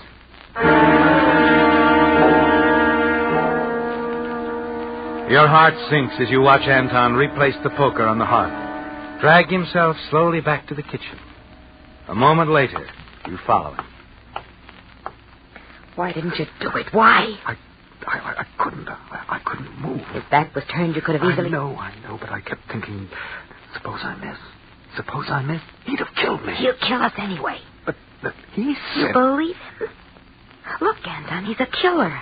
What good are we to him now? All he wants to do is get away, and he won't leave anyone around to tip off the police, don't you see? Perhaps he'll just go away. Anton, listen to me. We've got to get him before he gets us. No, I can't. Not even for $50,000? What? He's got $50,000 on him, I know. If you were to knock him out, we could have the money. Share it. $50,000? Yes. $50,000. The 2 of us. And then we'd share it. No one would ever know. He stares at you for a moment, then throws a quick glance towards Steve sitting in the living room. And you're almost certain he'll do as you say now. Yes, that he'll be willing to take a chance for a share of the $50,000. Back in the other room with Steve, you watch Anton closely. Know he's struggling to make up his mind. Finally, you see him edge toward the fireplace again. You know you've won. To draw Steve's attention away from Anton, you reach over and accidentally upset the sugar bowl. Oh, Anton leaps across the room and brings the poker down hard. You've done it, Anton. You've done it. He's not... Dead? No, you'd better hit him again. What? Hit him again. No. I'm going to call the police. The police? No, you've got to kill him. You tell them about the money. Money? I don't want any part of it. I'm sorry if you thought I... So that's it. An honest man. Disappointed? Yes. Yes, I am. Well, now, wait a minute. Get back. I have the gun now. You'll do as I say. Yes. Yes, of course. Tie him up, hands behind his back. Use his belt. Whatever you say. First, reach into his inside coat pocket. The money's there. Oh, yes, so it is. Give it to me. $50,000. That's a lot of money, isn't it? Give it to me, I said. Here you are. Now tie him up. You see, too, that lamp cord will do fine. Yes, of course. And then I'll trouble you for your car keys. Oh, I'm afraid you'll have to trouble the finance company. What? Well, you see, my financial status being what it is... You're lying. Look, the carport's right alongside the house. Look out of the window. You can see for yourself. Quite empty. All right. You drove up here in a car, though, didn't you? So we did.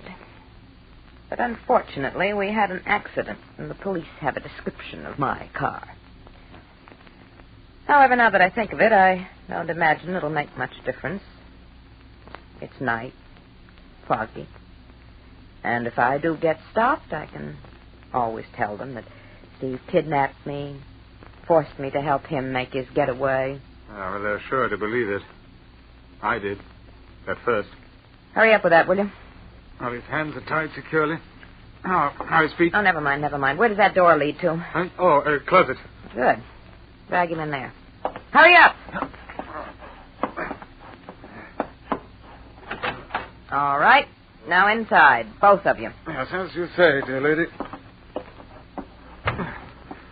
Oh, there we are. I hope you'll be quite comfortable. It'll be the first time I've ever spent an evening in a dark closet, but I imagine I'll manage. Let me see. Yes, I have enough cigarettes. Good. I should kill you both, but this way I won't face a murder rap. Besides, all I need is a half-hour start. Nobody will ever think of looking for me where I'm going. Yes, I'm sure you're very clever. By the way, is there a reward for this chap? There is. You might claim it. I shall. Is there a reward for you, too? No. Not me. So long, sucker. Have fun with the reward they give you for the capture of Jaeger.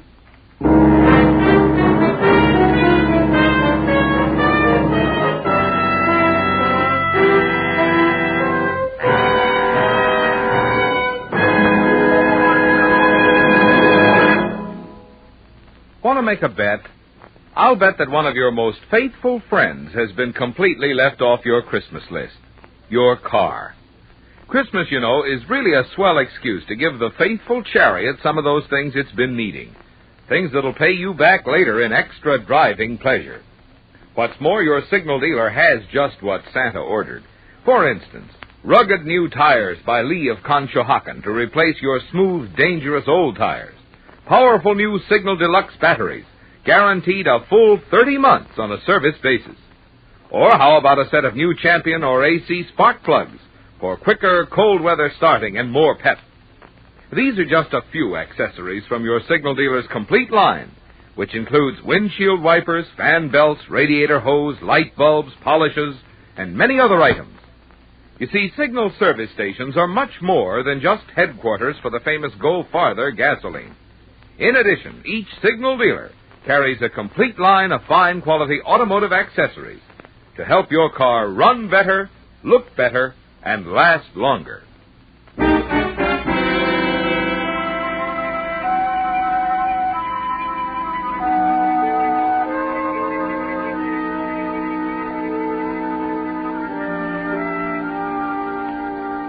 The fog that had settled over the Los Angeles area during the night had lifted now, and the morning sun was shining as Lieutenant Avery of the Los Angeles Police stepped out of the hospital room and walked down the quiet corridor.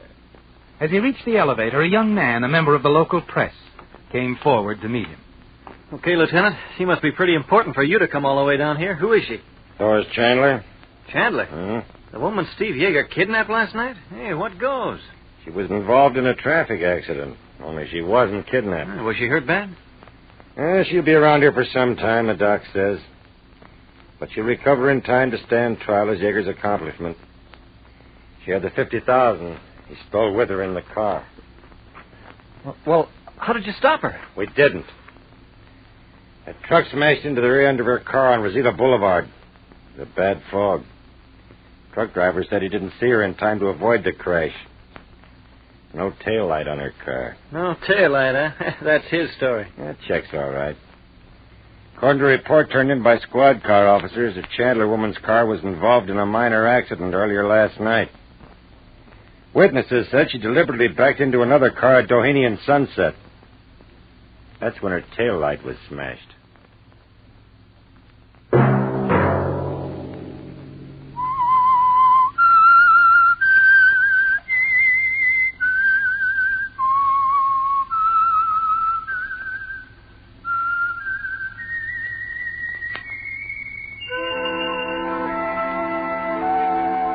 Let that whistle be your signal for the Signal Oil program, The Whistler, each Sunday night at this same time. Signal Oil Company has asked me to remind you, during this busy pre-holiday season, it's especially important to drive at sensible speeds, be courteous, and obey traffic regulations. so that some avoidable accident doesn't mar your Merry Christmas. Featured in tonight's story were Bill Foreman as the Whistler, Alice Reinhardt, Jack Moyles, Ben Wright, Norma Varden, Herbert Litton, and Bob Bruce. The Whistler was produced and directed by George W. Allen, with story by Steve Hampton, music by Wilbur Hatch, and was transmitted overseas by the Armed Forces Radio Service. The Whistler is entirely fictional, and all characters portrayed on The Whistler are also fictional. Any similarity of names or resemblance to persons living or dead is purely coincidental. Remember to tune in at the same time next Sunday when the Signal Oil Company will bring you another strange story by The Whistler.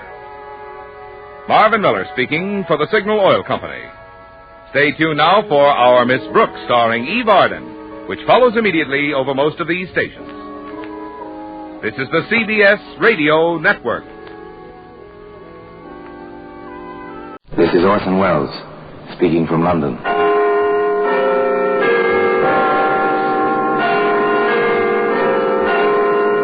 The Black Museum, a repository of death. Here in the grim stone structure on the Thames, which houses Scotland Yard, is a warehouse of homicide, where everyday objects, a piece of wire, a chemist's flask, a silver shilling, all are touched by murder.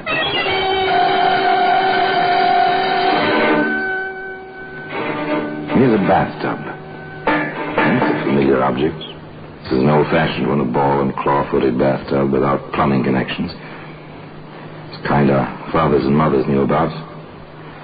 Into this they poured the Saturday night water by hand. Some liked it cool. Others liked it hot. There we are, dear. Is that hot enough? If you think so, darling. Oh, you're the sweetest. I wonder how I had the luck to marry you. Part of my job, dear. Taking care of you. And one day soon, we shall have a tub with taps. One of the new ones. You'll see. Well, today the bathtub can be found in the Black Museum.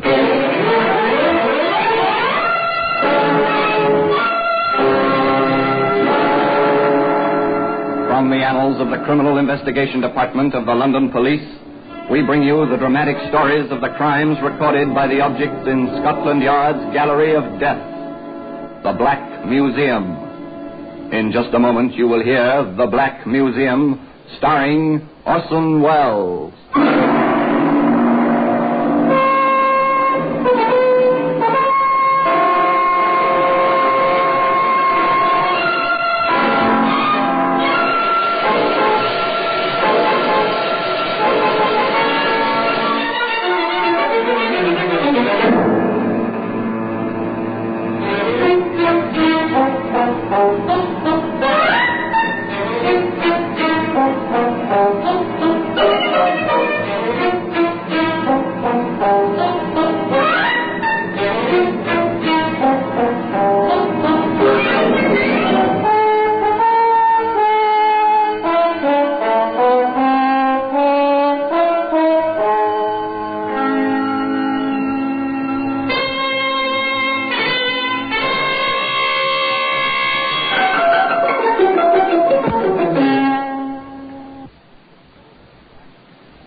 Now, The Black Museum, starring Orson Welles.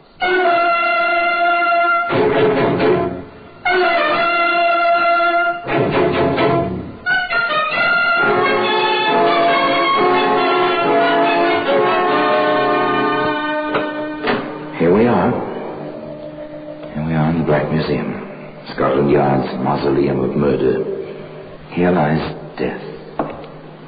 Like the ordered rows of markers in a military cemetery, the white cards of the black printing line the silent shelves, the cabinets, the crowded floor, each card identifying a means to murder.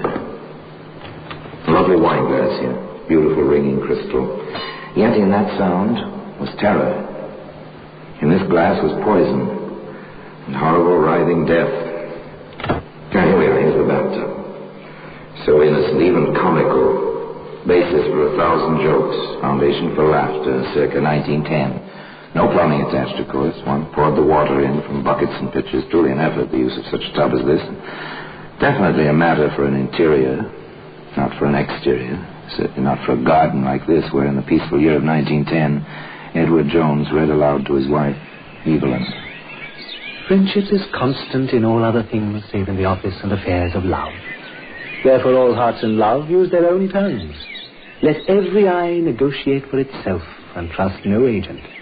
For beauty is a witch against whose charms faith melteth into blood. This is an accident of hourly proof which I mistrusted not. That's Shakespeare's Much Ado About Nothing, my dear. Like it? You read so well, Eddie, darling. So well.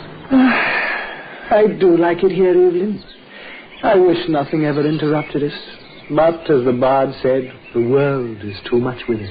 You make that sound as if you were going off on another trip.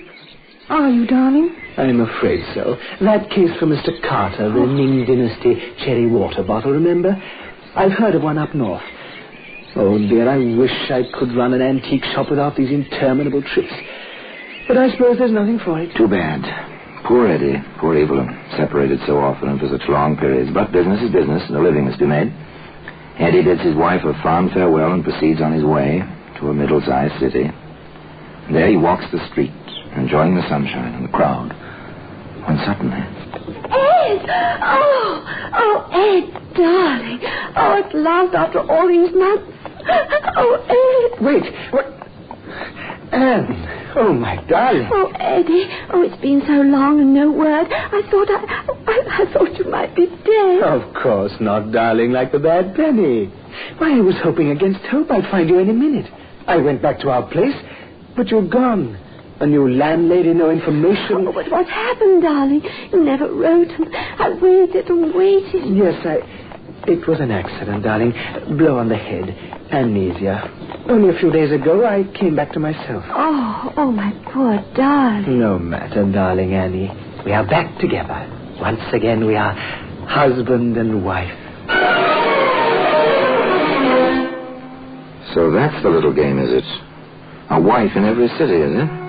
Well, now, Mr. Edward Jones, what's the idea? What can this get you, besides a heap of trouble and stiff prison sentence? What can it get you? There we are, Anne, my dear. I signed mine. Now you sign yours. You see? Ladies are first, except in getting off trolley cars or signing wills. Oh, Eddie, you are sweet. There we are. Now, heaven forbid, anything happens to you, all you have is mine, and vice versa, if anything should happen to me. Heaven forbid, Anne, my dear. Well, apparently it can get you plenty. If your wife has plenty, and Anne was, well, decently off with an easy income from her father's estate, although she was not allowed to touch the principal. However, there was a proviso concerning her husband's rights.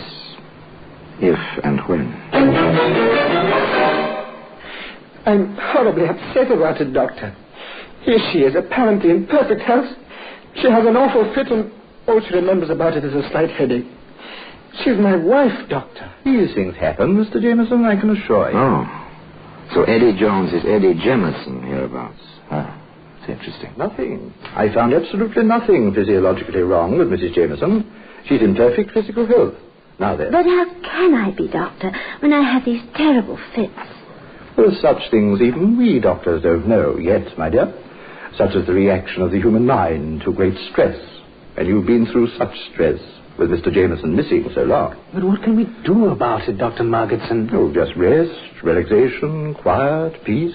Most important, relaxation. Now, I'll prescribe a mild sedative each night before sleeping. So simple, so easy, so diabolical, and so considerate. No, Anne, darling, you mustn't even fetch your own bathwater. There we are, almost full, and nice and warm. Just like to relax in, just as the doctor ordered. Oh, Eddie, I don't know why you do all this for me. I don't do half as much for you. You do, darling, just by being. You know that, don't you? No, I say it 100 times a day. Eddie, you're sweet. All right, my dear. Now step in. I'll help you. Take care. The water may be hot, and the tub may be slippery. There we are, dear. That hot enough? If you think so, darling. Oh, you're the sweetest. Oh, I wonder how I had the luck to marry you. Part of my job, dear, taking care of you. And one day soon we shall have a tub with taps, one of the new ones. You'll see. Ready to sit down, darling? Mm-hmm.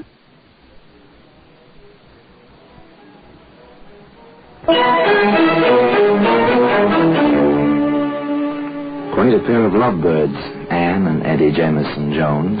No wonder the poor fellow could hardly contain himself some 30 minutes later. I went out for a minute to make the tea.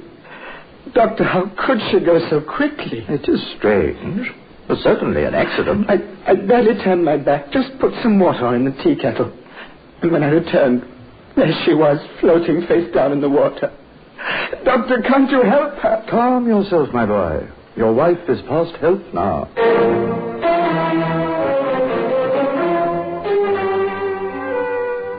Such tragedy, such tears, and a will, by which Eddie came into something over 800 pounds. In 1910, that was a fair amount of money. Enough for a man to live on with his wife for quite some time, while he read Shakespeare aloud in a quiet garden. Shall I compare thee to a summer's day? Thou art more lovely and more temperate. Rough winds do shake the darling buds of May, and summer's lease hath all too short a date. Evelyn, how you stand for me for all my absences, I hardly know. I suppose I love you, dear. You are nice. And you're a good provider. So until you come back, I'm always content to wait. Go on. Read some more, darling. Yes. Yes, of course. Nor shall death brag thou wanderest in his shade, when in eternal lines to time thou growest. So long as men can breathe or eyes can see, so long as... Nor shall death brag, the young man read aloud, but where were his thoughts? On his next trip? On the story he would invent? And which story? To which woman? His ever-faithful Evelyn, or young Libby, whom he took to wife some 2 months later? So this is the bride, Mr. Jameson. This is Mrs. Jameson. Isn't she lovely? Oh, Eddie, stop it. We're only married a few hours, and you're embarrassing me already. My deepest apologies, darling. Are our quarters ready? Oh, they certainly are. I'll have my boy help you with the bags. It's not every night we have a bride and groom in this house, you know. No, not every night. This promised to be eventful indeed, particularly if you knew Eddie Jameson Jones. Oh, Mrs. Grundy. Yes, Mr. Jameson? I hate to bother you, but could we have enough hot water for a warm bath? My wife hasn't been well. Some kind of spell. Oh, Mr. Fitt. Took her to a doctor yesterday. Oh, dear. And so young she is. Nothing serious. Just needs relaxation. That's what the doctor said. She insisted on going through with the wedding, even though I thought it might be better to postpone it. So a good warm bath. Nothing quite so relaxing, is there? I'll set the fire going right away. You shall have all... Oh, yes. Aria da capo. Repeat the theme, this time with a variation. And the variation was a bag of tomatoes.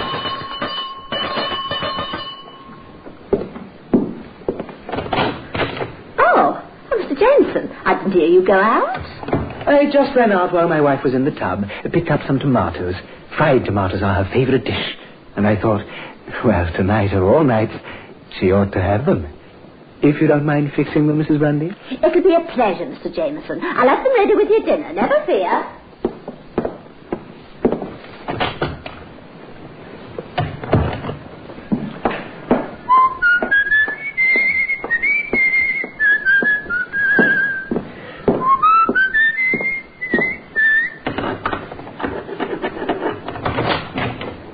It's me, Libby, darling. I'm back.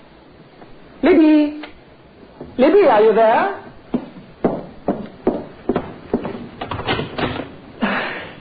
Good heavens.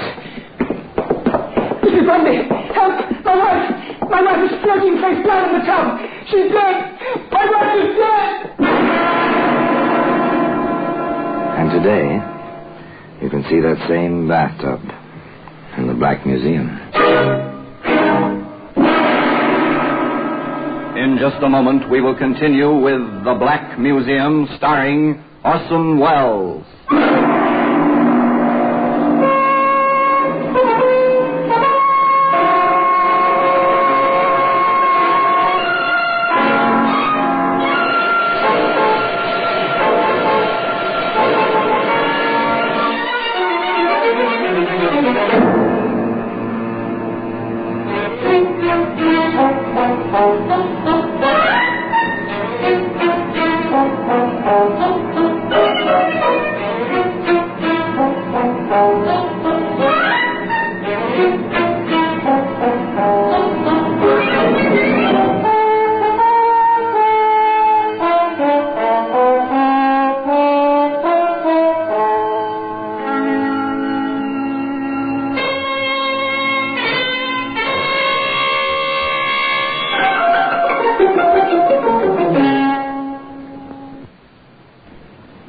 And now we continue with The Black Museum, starring Orson Welles.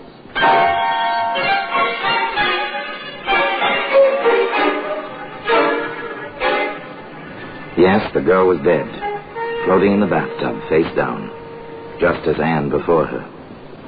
And Eddie, he was stricken, heartbroken as a bridegroom ought to be.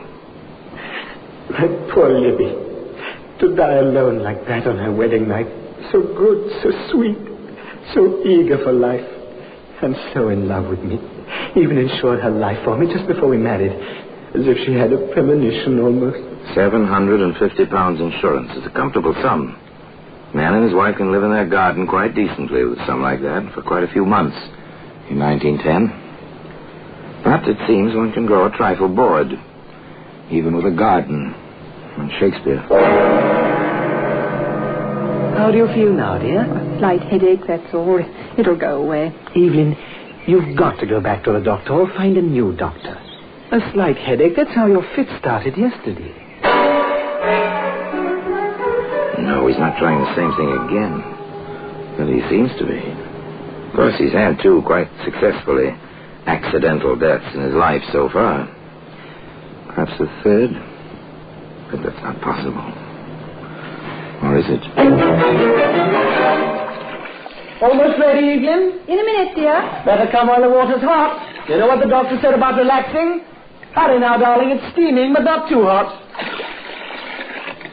All ready, dear? All right, dear. There's not that much hurry. Oh, dear. Who's that now? Wait for me, darling. I'll help you get in. The tub may be slippery. One day we'll have a modern tub with taps and hot and cold running water. You'll see. Now, don't try to get in without me. All right, dear. I'll wait for you.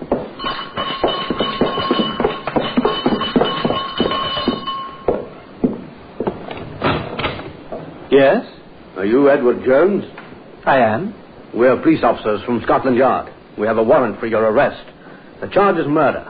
I must warn you that anything you say will be taken down in writing and used in evidence. Please come quietly. No, Evelyn Jones never took that bath. She never had another fit, either. Though she sat in the courtroom for the entire trial. The trial of the Crown versus Edward Jones, also known as Edward Jemison.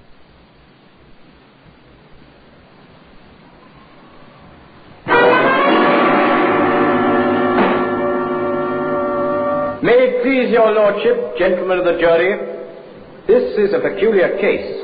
No one saw this man commit the crime of which he stands accused. Yet every circumstance, every bit of evidence points to the fact that this man stands justly accused and deserves proper punishment.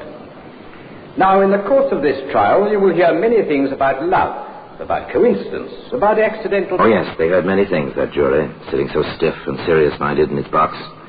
Not the least was the opening of the famous defense counsel who held the brief for Edward Jones, also known as Jemison. Nor will we deny that this man may have married bigamously, but he did love these poor women, and it was a far, far better thing he did in marrying them than to lead them astray and then leave them alone with remorse, as so many men have done before him. We deny that my client killed these poor women. We claim only that he was the victim of a set of circumstances and the interference of a busybody. Yes, a male busybody. A male busybody? Well, perhaps. But how could a policeman, in the proper course of his duty, fail to check on so obvious a coincidence? Yes, sir. We had a letter at Scotland Yard from a Mr. John Curtis. What were the contents of that letter, Sergeant? Mr. Curtis had noticed a brief announcement in the newspapers regarding the death of a young woman, a bride, by drowning in the bathtub. He wished to call our attention to a similar accident some time before. In both cases, the name was Jemison. You saw this letter yourself? I did. Is this the same letter? It is, sir. I offer this letter in evidence, your lordship, as Crown Exhibit A. It went on like that, slowly, carefully, plugging all the holes as they went along. The details of a routine police investigation which suddenly had become a little more than routine. Sergeant Mason, when you visited the scene of the first drowning, what did you learn? That the man known as Jameson had mentioned 2 wills. One by himself in favor of his wife, one by his wife in favor of himself. We checked the files of the probate court. The latter had been probated. We called on the lawyer involved. He had a copy of the other will. The man known as Jameson, the deceased, had quite a bit. And when you visited the scene of the second drowning, Sergeant? We learned that the man known as Jameson had mentioned an insurance policy in his own favor. We inquired of all the insurance companies and found the records. He had received some £750 following the death of the young... The first point established. Motive. Money. Over 800 from Anne. 750 from Libby. Almost £2,000 in all. That's a substantial motive. The questioning of Sergeant Mason went on. Now, in the matter of tracing this man Jameson, what did you do? Just routine, sir. We checked the mailing address of the insurance company and found it to be the same as the house where the second woman had died. There, we discovered a forwarding address, a postal box. We covered that box. I watched it myself, sir. And when this man known as Jameson came to open it, I followed him. He went first to an antique shop, then to his home. Having located him, I made some quiet inquiries and learned that he was known as Edward Jones. Now, that evening, having communicated with Inspector Wilson at the yard and having received a proper warrant, we placed him under arrest. Very good, Sergeant. Now then, when you called upon Edward Jones, what did you find? The woman who claimed to be his proper wife was waiting upstairs, sir, for him to help her into a hot bath. One further question, Sergeant. Is the man you arrested in this courtroom now? Yes, sir. He is the prisoner in the dock, sir. Thank you, Sergeant. Thank you very Oh, much. they'd been very thorough, all right. They had almost everything. They called Dr. Margetson, for instance.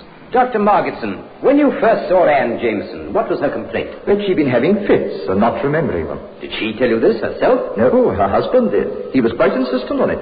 Did you find any symptoms of illness, sir? I examined the woman very thoroughly. I found nothing. But that situation is not uncommon in certain types of epilepsy. Now then, Doctor, when you were called to the house on the evening of June the 3rd last, what did you find? The woman I had examined was floating face down in the warm bath and quite dead. The husband was extremely hysterical. I treated him for shock. Did you sign this death certificate? Yes, that's my signature. What is certified as the cause of death? Accidental drowning. We offer this certificate in evidence as Crown... They had the landlady who knew Libby Jameson, too. She testified, simply. Oh, yes, sir. He moaned about the insurance policy. Cried all night, he did. Bit by bit, piece by piece, motive, opportunity, proof of death by drowning, medical evidence. But one great piece of the puzzle remained, as the distinguished counsel for the defense asked. Wormlud is the proof that these 2 regrettable deaths were anything more than coincidental accidents. Wormlud is the witness who saw my client hold these poor women under the water, or administer sedatives which caused them to faint in the water, or in any way contribute directly to their miserable death. There was no witness. But there was a Scotland Yard inspector with a demonstrable theory. If it please your lordship, 3 bathtubs have been entered in evidence as Crown Exhibits C, D, and E. Inspector Maurice Wilson of Scotland Yard has a theory which he wishes to demonstrate as a witness, and he requires the assistance of an expert. Milord... The inspector took the stand, was sworn in. Then, to the amusement of the spectators, a young lady in bathing dress, testified to as an expert swimmer, was introduced into the proceedings. One of the tubs was filled with water, warm water. At this point, the prosecutor stated, For the assurance of the court, we have a doctor in attendance. Now then, Inspector, if you please, you may leave the witness box and proceed with your demonstration. Thank you, sir. It is our considered theory that the murders were committed as follows. You will remember that in each case, the prisoner reported he found his wife floating face down. It is reasonable to assume that had the women fainted while sitting or lying in the tubs, they would have been found floating face up. With this in mind, it occurred to us that with the prisoner's insistence on helping his wife into the tub, the procedure was something like this. May I, young lady? Of course, Inspector. Notice she is standing in the water. Now, prepare to sit down, please. Observe that she bends forward, grasps the side of the bathtub. I seize her ankles thus, and she falls forward on her face.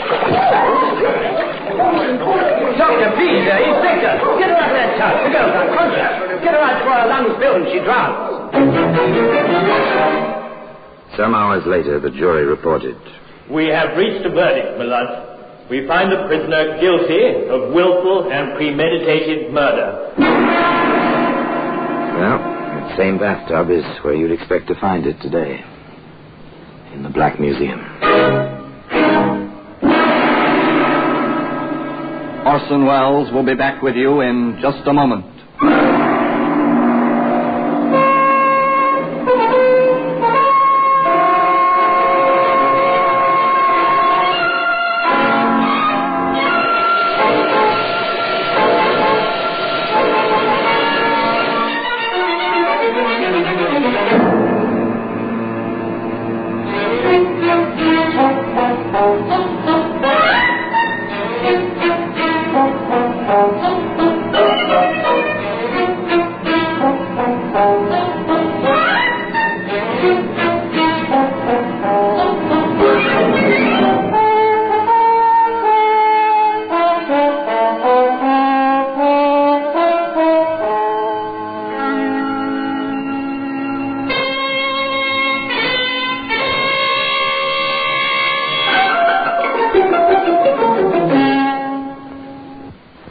Now here in person is Orson Welles. Eddie Jones, in spite of his common name, was an uncommon man. Some said he was quite mad. His own defense counsel stated later that when Eddie looked at him with his piercing stare, he felt as if the prisoner were trying to hypnotize him. This, of course, we'll never know. We can only wonder if those poor women were truly hypnotized by Eddie's eyes or merely by his charm and personality. In any case, one woman did not succumb to that charm for long. She was Eddie's real wife, the predecessor of Evelyn. This woman was swindled by Eddie, but found him out and sent him to prison for 2 years. Eddie swore to kill her. She fled to Canada when Eddie left prison that time. But she came back to England and was in the courts the day Eddie Jones was sentenced to hang. And now, until we meet next time, till we meet in the same place and I tell you another story about the Black Museum, I remain as always, obediently yours.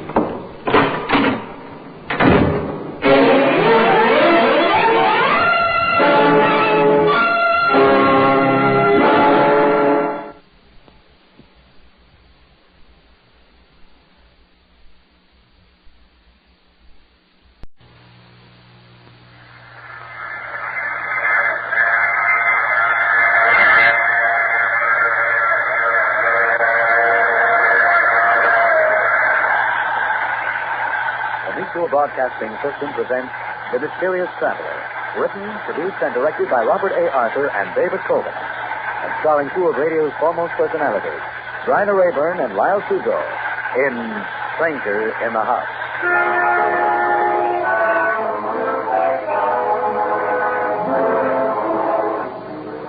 This is The Mysterious Traveler, inviting you to join me on another journey into the realm of the strange and the terrifying. I hope you will enjoy the trip, that it will thrill you a little and chill you a little. So settle back, get a good grip on your nerves, and be comfortable, if you can, as we follow the nerve-wracking adventures of a young couple in the search of a home. It's the story I call Stranger in the House.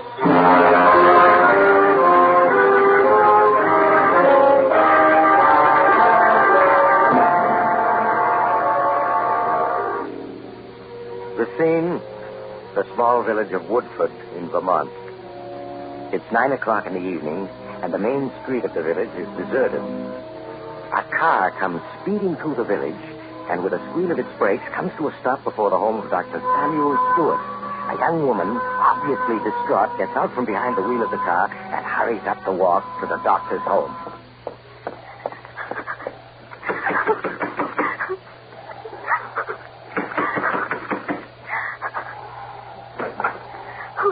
Dr. Stewart? Yes, won't you come in?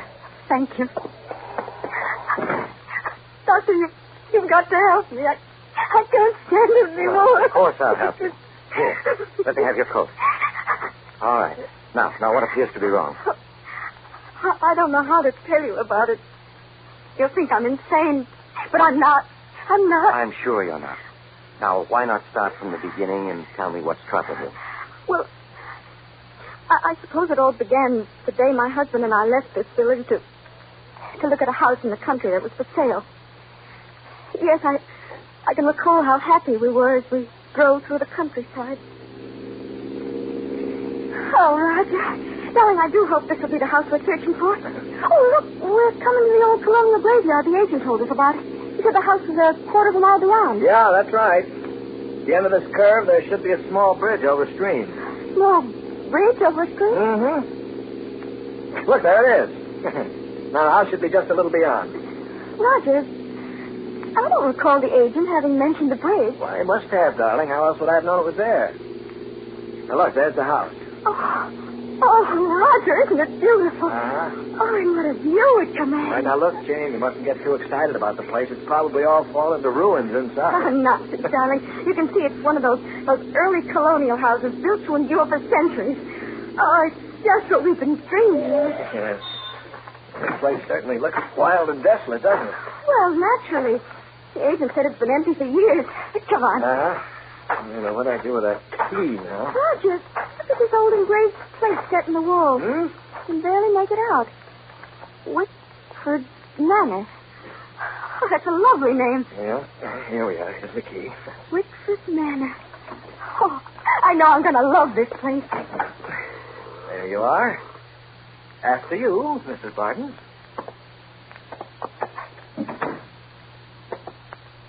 Oh, it's so cold and clammy in here. Yes, but look at that staircase, that beautiful staircase and those ceiling beams.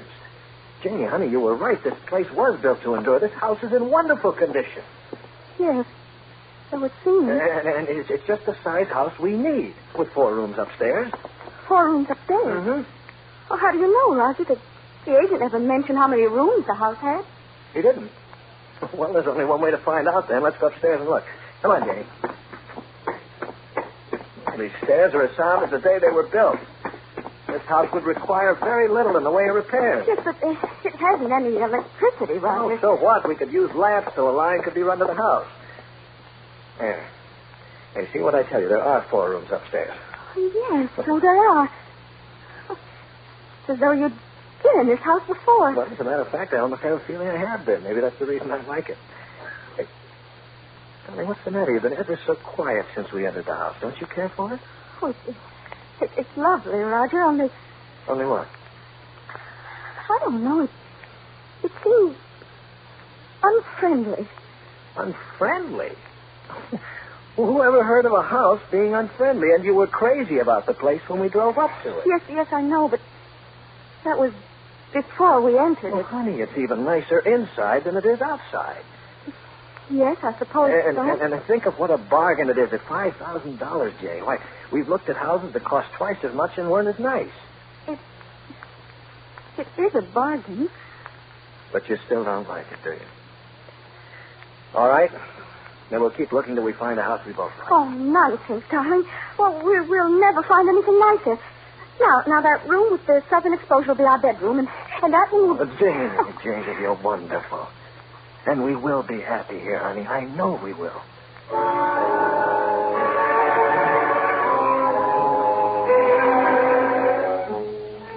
In the weeks that followed, I was too busy with the repairs and furnishings of the house to give any thought to my misgivings. But they all returned in overwhelming force that first evening in our new home. I left Roger sitting in the study and made my way up the dark, winding staircase to our bedroom. After tossing for what seemed hours, I fell into a fitful sleep.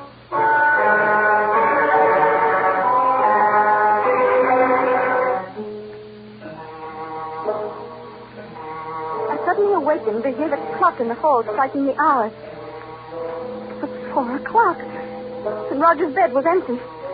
Quickly slipping on my robe, I left my room and started down the stairs to the study. As I reached the foot of the stairs, I stopped.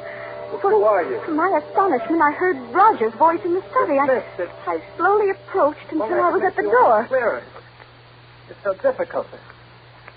The mist obscures your face. Who are you? Well, why don't you say something? Roger! Roger, unlock this door. It's Jane! It's coming between us. I can hardly see you. Oh, no, don't go. Come back, please. Come back. Darling, please unlock this door, please. Roger! Oh, Roger. What is it, Jane? I was so frightened. Who are you talking to? Talking to? Yes. Well, I don't know. I must have been dreaming. Yes, you must have been there. There isn't anyone... Roger, there's no perfume in here. Perfume? Well, yes. Isn't it the perfume I gave you for your birthday? Oh, no, it isn't my perfume. It smells like narcissus. Yes. Darling, what were you dreaming about? Well, it was night, and all around me was a mist. A mist so heavy I couldn't see more than a few feet. There was a woman. A woman? Yes, I could barely make out her face in this swirling mist. It was a beautiful face. The most beautiful I've ever seen. How strange. Of course it was a dream. Yes, of course. We both agreed it was a dream. But in our unspoken thoughts, it was more than a dream. The next day, I entered the study several times to find Roger sitting at his desk, staring into space. The scent of narcissus was gone. That night, Roger tossed and turned in his bed, unable to fall asleep. Just before dawn, I awoke to find his bed empty. A cold terror swept over me as I left my room and started down the stairs to the study. And then I heard that which I most dreaded to hear. Roger's voice. Who are you? And this mist. If only you'd come closer. Bridge the distance between us. I've seen you before, haven't I? And yet, where? Yes, I can see much better now. You are beautiful. Who are you? Roger! Roger, please open the door. Why are you leaving? No, please don't. Come back, please, come back. Darling, let me in. Please open the door. Roger, are you all right? Yes, of course I'm all right. Scent of narcissus. Study's filled with it. Why did you wake me? You saw her again, didn't you? The narcissus. It's her scent. You only hadn't awakened. Roger, what are you saying? If only she'd spoken to me. What are you saying? It is a dream, isn't it? It must be. I don't know. When twilight comes, I feel her presence in the house, in this room. It's your imagination. It must be. Yes, but the scent of narcissus, where does that come from? I don't know, but it's evil. The house is evil. We must leave it. Leave it? No, we can't leave it. I've got to see her again. I've got to find out who she is. Roger, we must leave. I don't understand what's happening to us, but it's evil. I can feel it. No, I won't leave. I can't.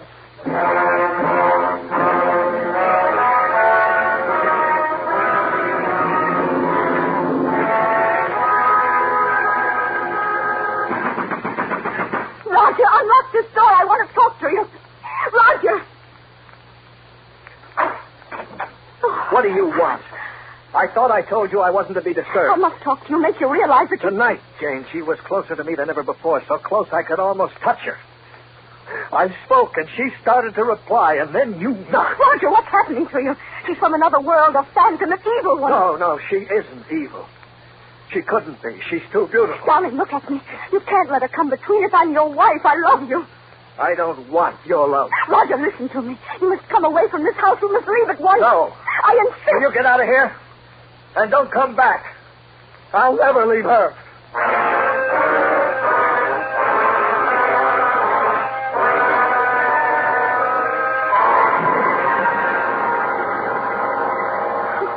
As I fled from the house, Doctor, I could still hear him shouting, I'll never leave her. Oh, you must help me, Doctor. You must. I'll do what I can, Mrs. Buck. You don't think I'm losing my sanity, do you? No. That which you fear may well be. Look, there's a history to Wickford Manor, though few people are familiar with it. History? Yes. The house was built in 1811 by Martin Wickford for his bride, Marie Duval. It was considered one of the finest houses in New England. A year later, Marie's sister Isabel came to live with the Wickfords. From some of the old records, letters, I gather she was a remarkably beautiful woman. So beautiful that Martin Wickford fell in love with her. And she with him. Then what happened? One day, while Martin was hunting in the mountains, he was killed in a fall.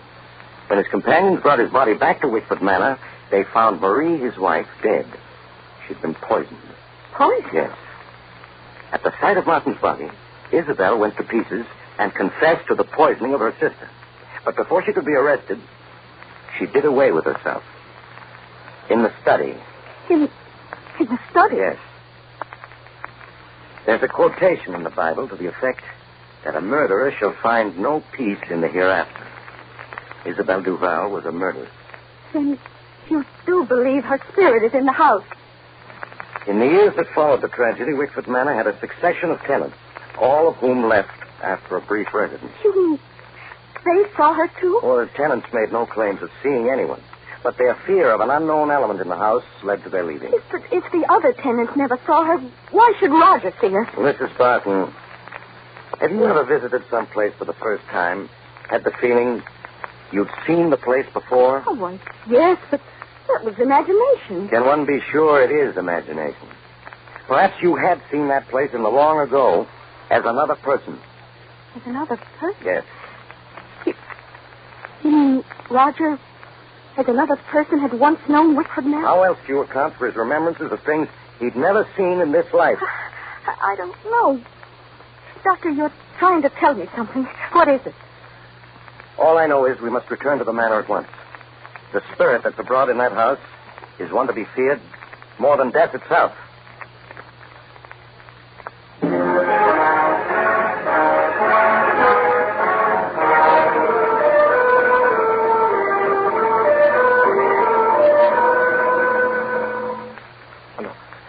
Please. Please, come closer. There's nothing to be afraid of. She's gone. Oh, please, there are only the two of us now. You're beautiful. You're so beautiful. We have met before, haven't we? Yes. We have met before. You spoke. I've waited so long for you, Martin. Why do you call me Martin? My name is Roger. It was Martin. Then? What do you mean? Look at me, Martin. Look into my eyes. Don't you remember? Yes. Yes, but where? Where? Think, Martin. Think. Time is the barrier between us, but we shall overcome it. Think back into the dim past when you lived in this house and we loved each other. What? Isabel. Yes, Martin. Isabel. Do you remember now? Yes. I remember everything up to the day I went hunting in the mountains. And I fell. What happened to me, Isabel? What happened to us? To our love? Don't think of that accursed day, darling. But think of the future. Our happiness together. Yes, Isabel, our happiness together. Just the two of us. In this house, I have waited so long for you to come back, Martin. But at last, we are together. Yes, darling, forever. Roger, please open the door. She's come back, Isabel. Don't go. Darling, don't leave me. I must, Martin. No, come back. Come back, please, come back. Roger, unlock this door. What do you want?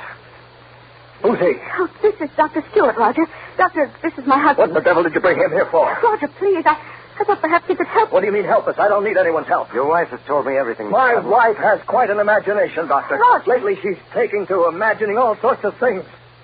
I'm beginning to believe she's become unbalanced. I'm not. How can you say such a thing? I wish you'd trust me, Mr. Barton. Allow me to try to help you. I must warn you, the spirit of the woman you see in this study is an evil one that will lead you to disaster. I told you I don't need help from you or anyone. Now get out, both of you. Roger. Come along, Mr. Barton. All I ask is to be left alone. Oh, Roger. Please don't cry, Mrs. Barton. You saw him. It's as though he was possessed. Yes, I know. We must do something. We must. We shall, but not tonight. I must have time to think about it. But you better return to the village with me. No, I don't want to leave him in the house alone. Something might happen to him.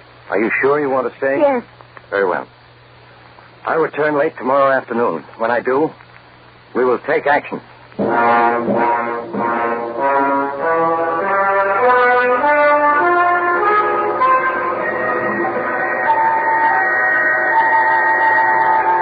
Look at her, Martin, lying there in her bed, asleep, so defenseless. If you want me, you must get rid of her. Hurry, Martin, it is almost dawn and I must leave. There's no time to wait. Yes, Isabel, yes.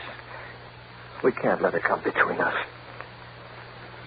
I'll do as you say. Oh, who's there? Roger. Oh, for a moment I was frightened. What time is it? Well, it's just dawn. I have to do it, Jane. I have to. No, Roger, do I can't let you come between Isabel and myself. Not now. Not after we've found each other again. Tighter, Martin, tighter. Until she stops struggling and is still forever. Isabel, don't leave me. Isabel, where are you? Isabel. Roger. Come back, Isabel. Come back. Roger, can't you see what she's doing to you? Tonight she'll be back again and she won't let you fail. Isabel, Roger, don't leave me. Now, please, don't leave me, Isabel. Oh, Roger. Roger.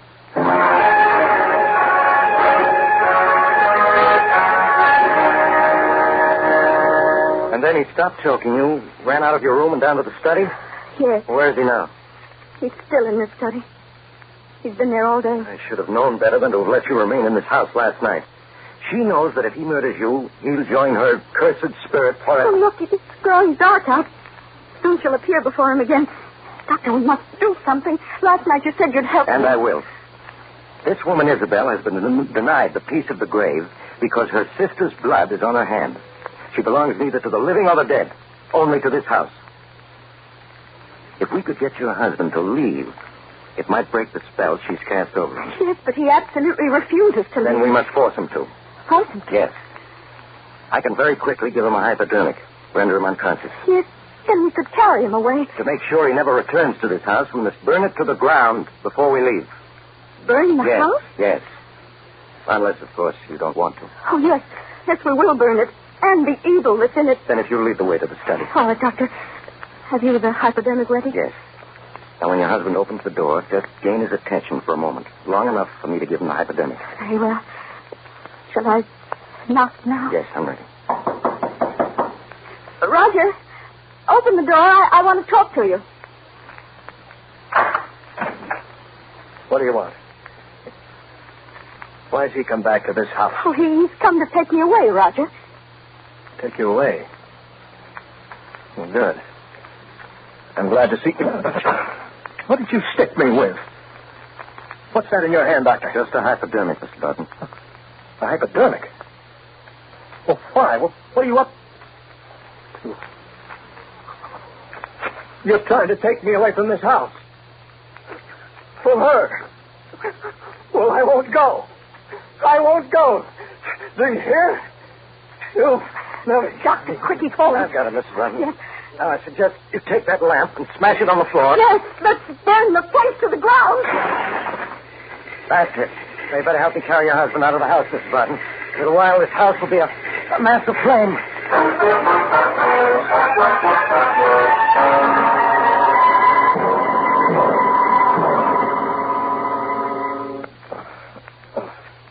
He's regaining consciousness now, Mrs. Barton. Will he remember what happened? I don't know. Huh? Oh. Hello, Janie. Darling. I had a terrible dream. I was so confused. Janie, darling, you're crying. It's nothing, darling. You've been very ill, but now you're going to be all right. Of course. Well, who are you? He's Dr. Stewart, Roger. He's been looking after you during your illness. Oh? Where am I? You're in my home, Mr. Barton. Oh. Yes, darling. Our own house burned down last night. It burned down? Yes. Oh, that's too bad. Why, we only had one night in our new home. One night? Yes, of course, Roger. Well, Mrs. Barton, in spite of the loss of your home, I think you were very fortunate. There are things far worse than fire. Yes, Doctor. And I can never thank you enough for breaking the bridge between the past and the present. What are you two talking about? Oh, nothing, darling. Nothing at all.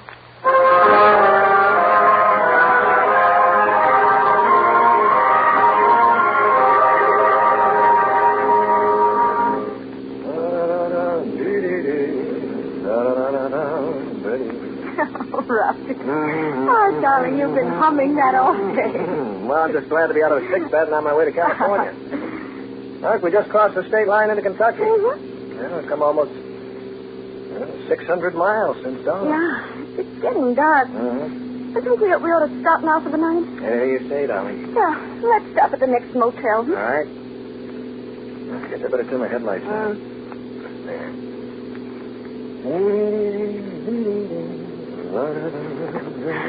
Oh, darling, I've never been so happy. Roger. What? Do you smell something? Yes, it's good country air. No, I don't mean that. Jenny, what's wrong with you? Don't you smell it? Smell what? Oh, you mean that perfume? Yes. It seems familiar. Yes. What is it? Narcissus. Narcissus. Wasn't that the... says in the study that first evening? Yes. She's in the car, isn't she, Roger? She followed us. Roger, answer me. What? Roger, you mustn't listen to her. She's trying to come between us. Darling, look at me. Look at me. Why are you slowing down? No. No. No!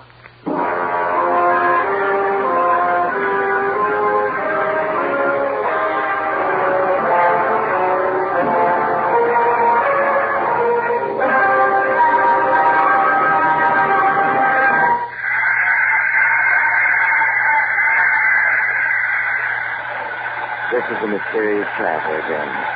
Did you enjoy our search? Poor Janie. There are some ghosts you just can't escape from. Strangely enough, as Roger Barton was being hanged some 6 months later for his wife's murder, everyone noticed a strange scent of perfume about the gallows. Some people said afterwards it was the scent of narcissus. I trust that if you ever see a house for the first time and it looks familiar, you'll have the good sense to turn and flee.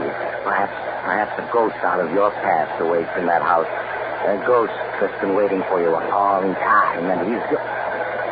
Oh, you have to get off here. I'm sorry. I'm sure we meet again. I take this same train every week at this same time.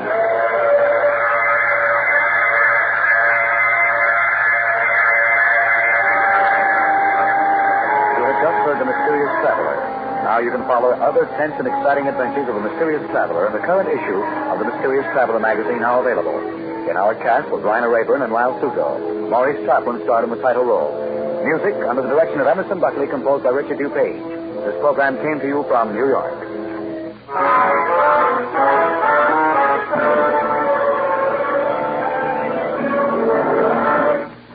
For news, the habit is mutual. Every day, Mutual's corps of expert reporters commentators, and analysts bring you up-to-the-minute editions of late news happenings. Every weekday evening, Gabriel Heater, Bill Henry, and Frank Edwards bring you their colorful, concise, and penetrating views of current events. Every Saturday and Sunday evening, you can hear veteran correspondent Cecil Brown with a weekend news roundup. Stay tuned to Mutual every day for news reports by these four experts, all heard over most of these same stations. This is the Mutual Broadcasting System.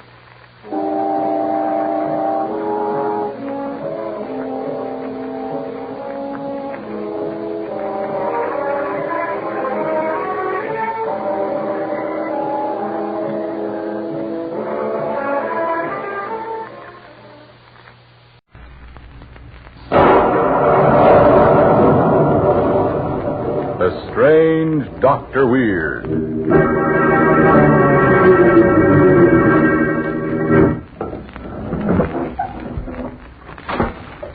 Good evening. Come in, won't you? Why, what's the matter? You seem a bit nervous. Has the cemetery outside this house upset you? There are things far worse than cemeteries. For instance, being lost in an Arctic storm, as in the story I want to tell you tonight. A story I call Survival of the Fittest.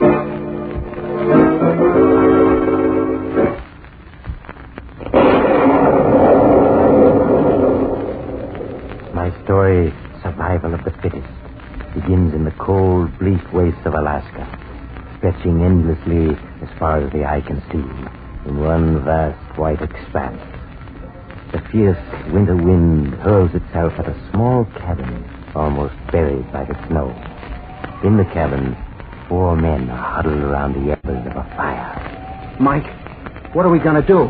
We're leaving the first thing in the morning for Goldfield. In this storm? It's either make a try for Goldfield or die here of starvation. Mike's right, Paul. We're to stay here, our food would be gone in 5 days. Much better we try to get to town. Kiana, how's the weather look to you? You think it'll blow over by tomorrow? Storm bad. Not blow over soon. All right, that settles it. We're getting out of here first thing in the morning. How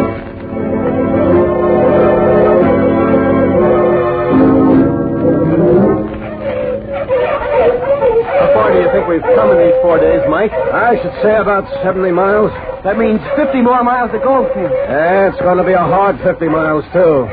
Dogs are all worn out. We only have food enough for 1 day. Mike, you don't think we'll have any trouble making it, do you? In this country, you always have trouble. Only the strong and ruthless survive. Hold on! Hold! Here! Kiana, come here. Keep calm. Why are you calling Kiana, Mike? Kiana's having trouble breaking trail for the dogs. He's slowing us down, leaking food that might pull us through. He's no longer useful to us. I'll be here. Kiana? What do you want? I'm afraid we don't need you anymore. You not understand. Huh? Maybe this will make you understand. Mike, somebody... No, don't! You've killed him. Yeah, I had to. I told you only the strong can survive. We need the food here to be eaten. Paul, you start breaking trail for the dogs. We're going on. Come on!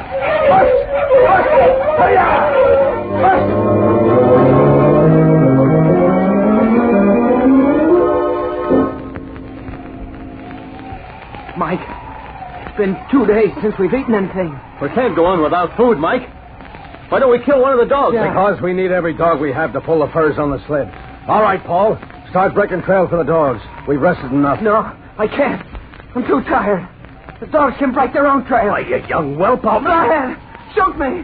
What you did, Kiana? You're not worth wasting a bullet on. If you're too tired to break trail, you can remain behind. Boy, Mike, you can't lead him here to die. Oh, can I? Are you ready, Victor? Yes, I'm ready. Paul, run along behind the sled. All right, Victor. March! March, stay here! Mike, why don't you let me throw away this bundle of furs I'm carrying? Then I could break trail for the dogs. Throw away $500 worth of furs? I should say not. Come on! March! Paul, don't stop behind. Keep running. I will, Victor. As long as I can. Mike, look! The dogs are disappearing! Victor, let go of the sled! Mike, the dogs inside have vanished in that crevasse in the ice! Yeah. A year's furs lost in a few seconds. What do we do now? Now we'll start floundering through the snow towards Goldfield. If our strength holds out, we'll make it. If it doesn't, we'll die. Right now, Doctor, I've got a quickie mystery of my own I'd like to solve. The mystery of two men. You see, these two gentlemen are both nice-looking fellows, act alike, talk alike, even wear similar clothes. Yet there is a difference. The appearance of one somehow seems more distinguished than the other. You've guessed it. The solution to the mystery is simple. One man always wears an Adam hat. Yes, gentlemen, the perfect style and quality of an Adam does make a difference. A difference that all well-dressed men recognize at a glance. Made of rich-looking all-fur felt, the new Adam hats come in a wide variety of distinctive styles and shapes and are priced at only $3.45 to $10 at Adam Hat stores and authorized dealers from coast to coast. Mister, if you want to look your best always, always wear an Adam. Now, Dr. Weir. And now I'll finish my story, Survival of the Fittest. It is early the next morning. Three figures, mere specks on the vast white expanse, make their way slowly and painfully across the snow. Finally, one, unable to go any further, stopped and sinks into the snow. Mike, wait! Paul's falling down. Paul, you must get up and keep going. If you don't, you'll freeze to death. I can't walk another step, Victor. I'm too tired. So he's fallen down, eh? Well, Paul, you'll either get up and start walking or stay behind and die. Mike, if each of us took him by the arm, we could help him along. Nothing doing. It's every man for himself. I'm not going to waste my strength. Paul, you must get up. Here, let me help you. No, leave me alone. I can't go any further. Mike, we can't leave him here to die. Why can't we? Because it's inhuman. It's common sense. The weak die and the strong live. Now, are you going on with me, or are you going to stay behind to die with him? Paul, you must get up. Can't you say nothing can save him now? He's half frozen already. Are you coming, Victor? Yes, I'm coming, Mike. Goodbye, Paul. May the Lord have mercy on your soul.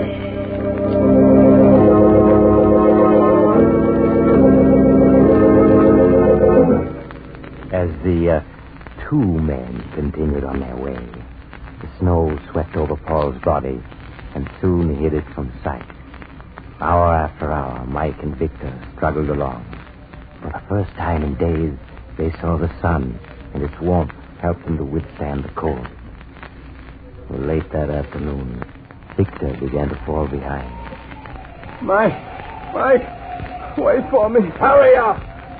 I'm coming as fast as I can. You'll never get Goldfield at this rate. Must be at least another 10 miles. 10 miles? I'll never make it without food. My stomach feels as though... Like you're eating something. Yeah, that's right. You're eating pemmican. Where'd you get it? Get it? I had it all the time in this pouch. You mean the food didn't run out 4 days ago? It ran out for you and Paul, but not for me. I just finished eating the last of it. So you stole the food that might have saved Paul and myself. You're nothing but a dirty murderer. A murderer and a thief. Do you hear? Yeah, but when all's said and done, Victor, I'm going to live and you're going to die. Someday, Mike, you'll pay for your crime. And when that day comes... Hey, listen, a plane. Where is it? My eyes. Everything's a little blurry. Oh, yeah, there it is. Look. A plane. It's coming this way. They see us. It's an army plane. They dropped something. A package. Food. That's what it is. Yeah, and look, it landed in the snow. Only 100 yards from us. Yeah? Where? Darn that sun in my eyes, I can't see it. Yeah, I see it now. That package will do me nicely until I reach Goldfield. I'll make it for sure now. There's plenty for both of us in it, Mike.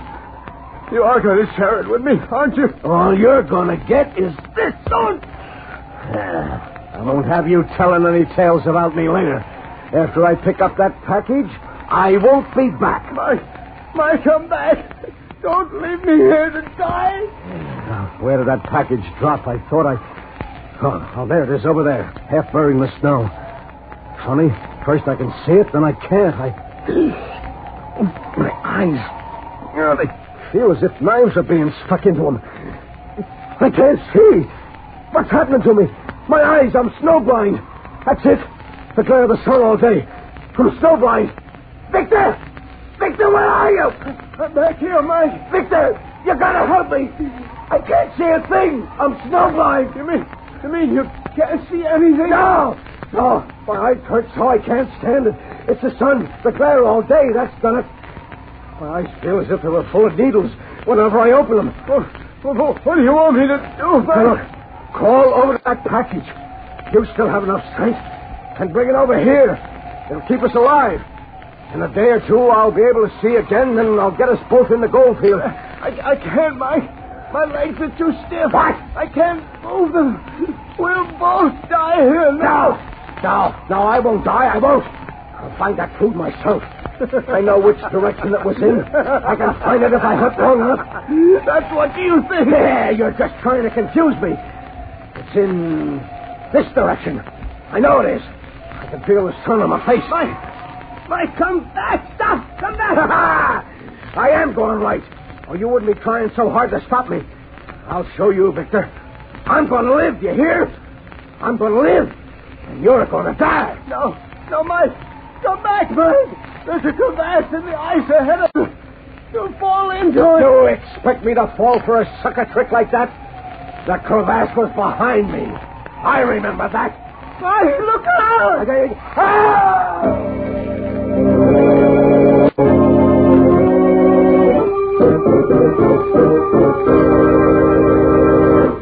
Too bad about Mike, wasn't it?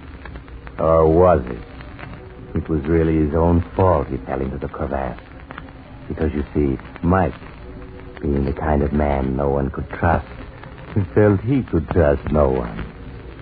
Victor? Oh, yes, Victor lived. He finally managed to get to the package of food and survived until a rescue party could reach him next day. So if you're ever tempted to sacrifice your friends to save yourself, just remember that Oh, you have to go now? Well, perhaps you'll drop in again soon. Just look for the house on the other side of the cemetery. The house of Dr. Weir.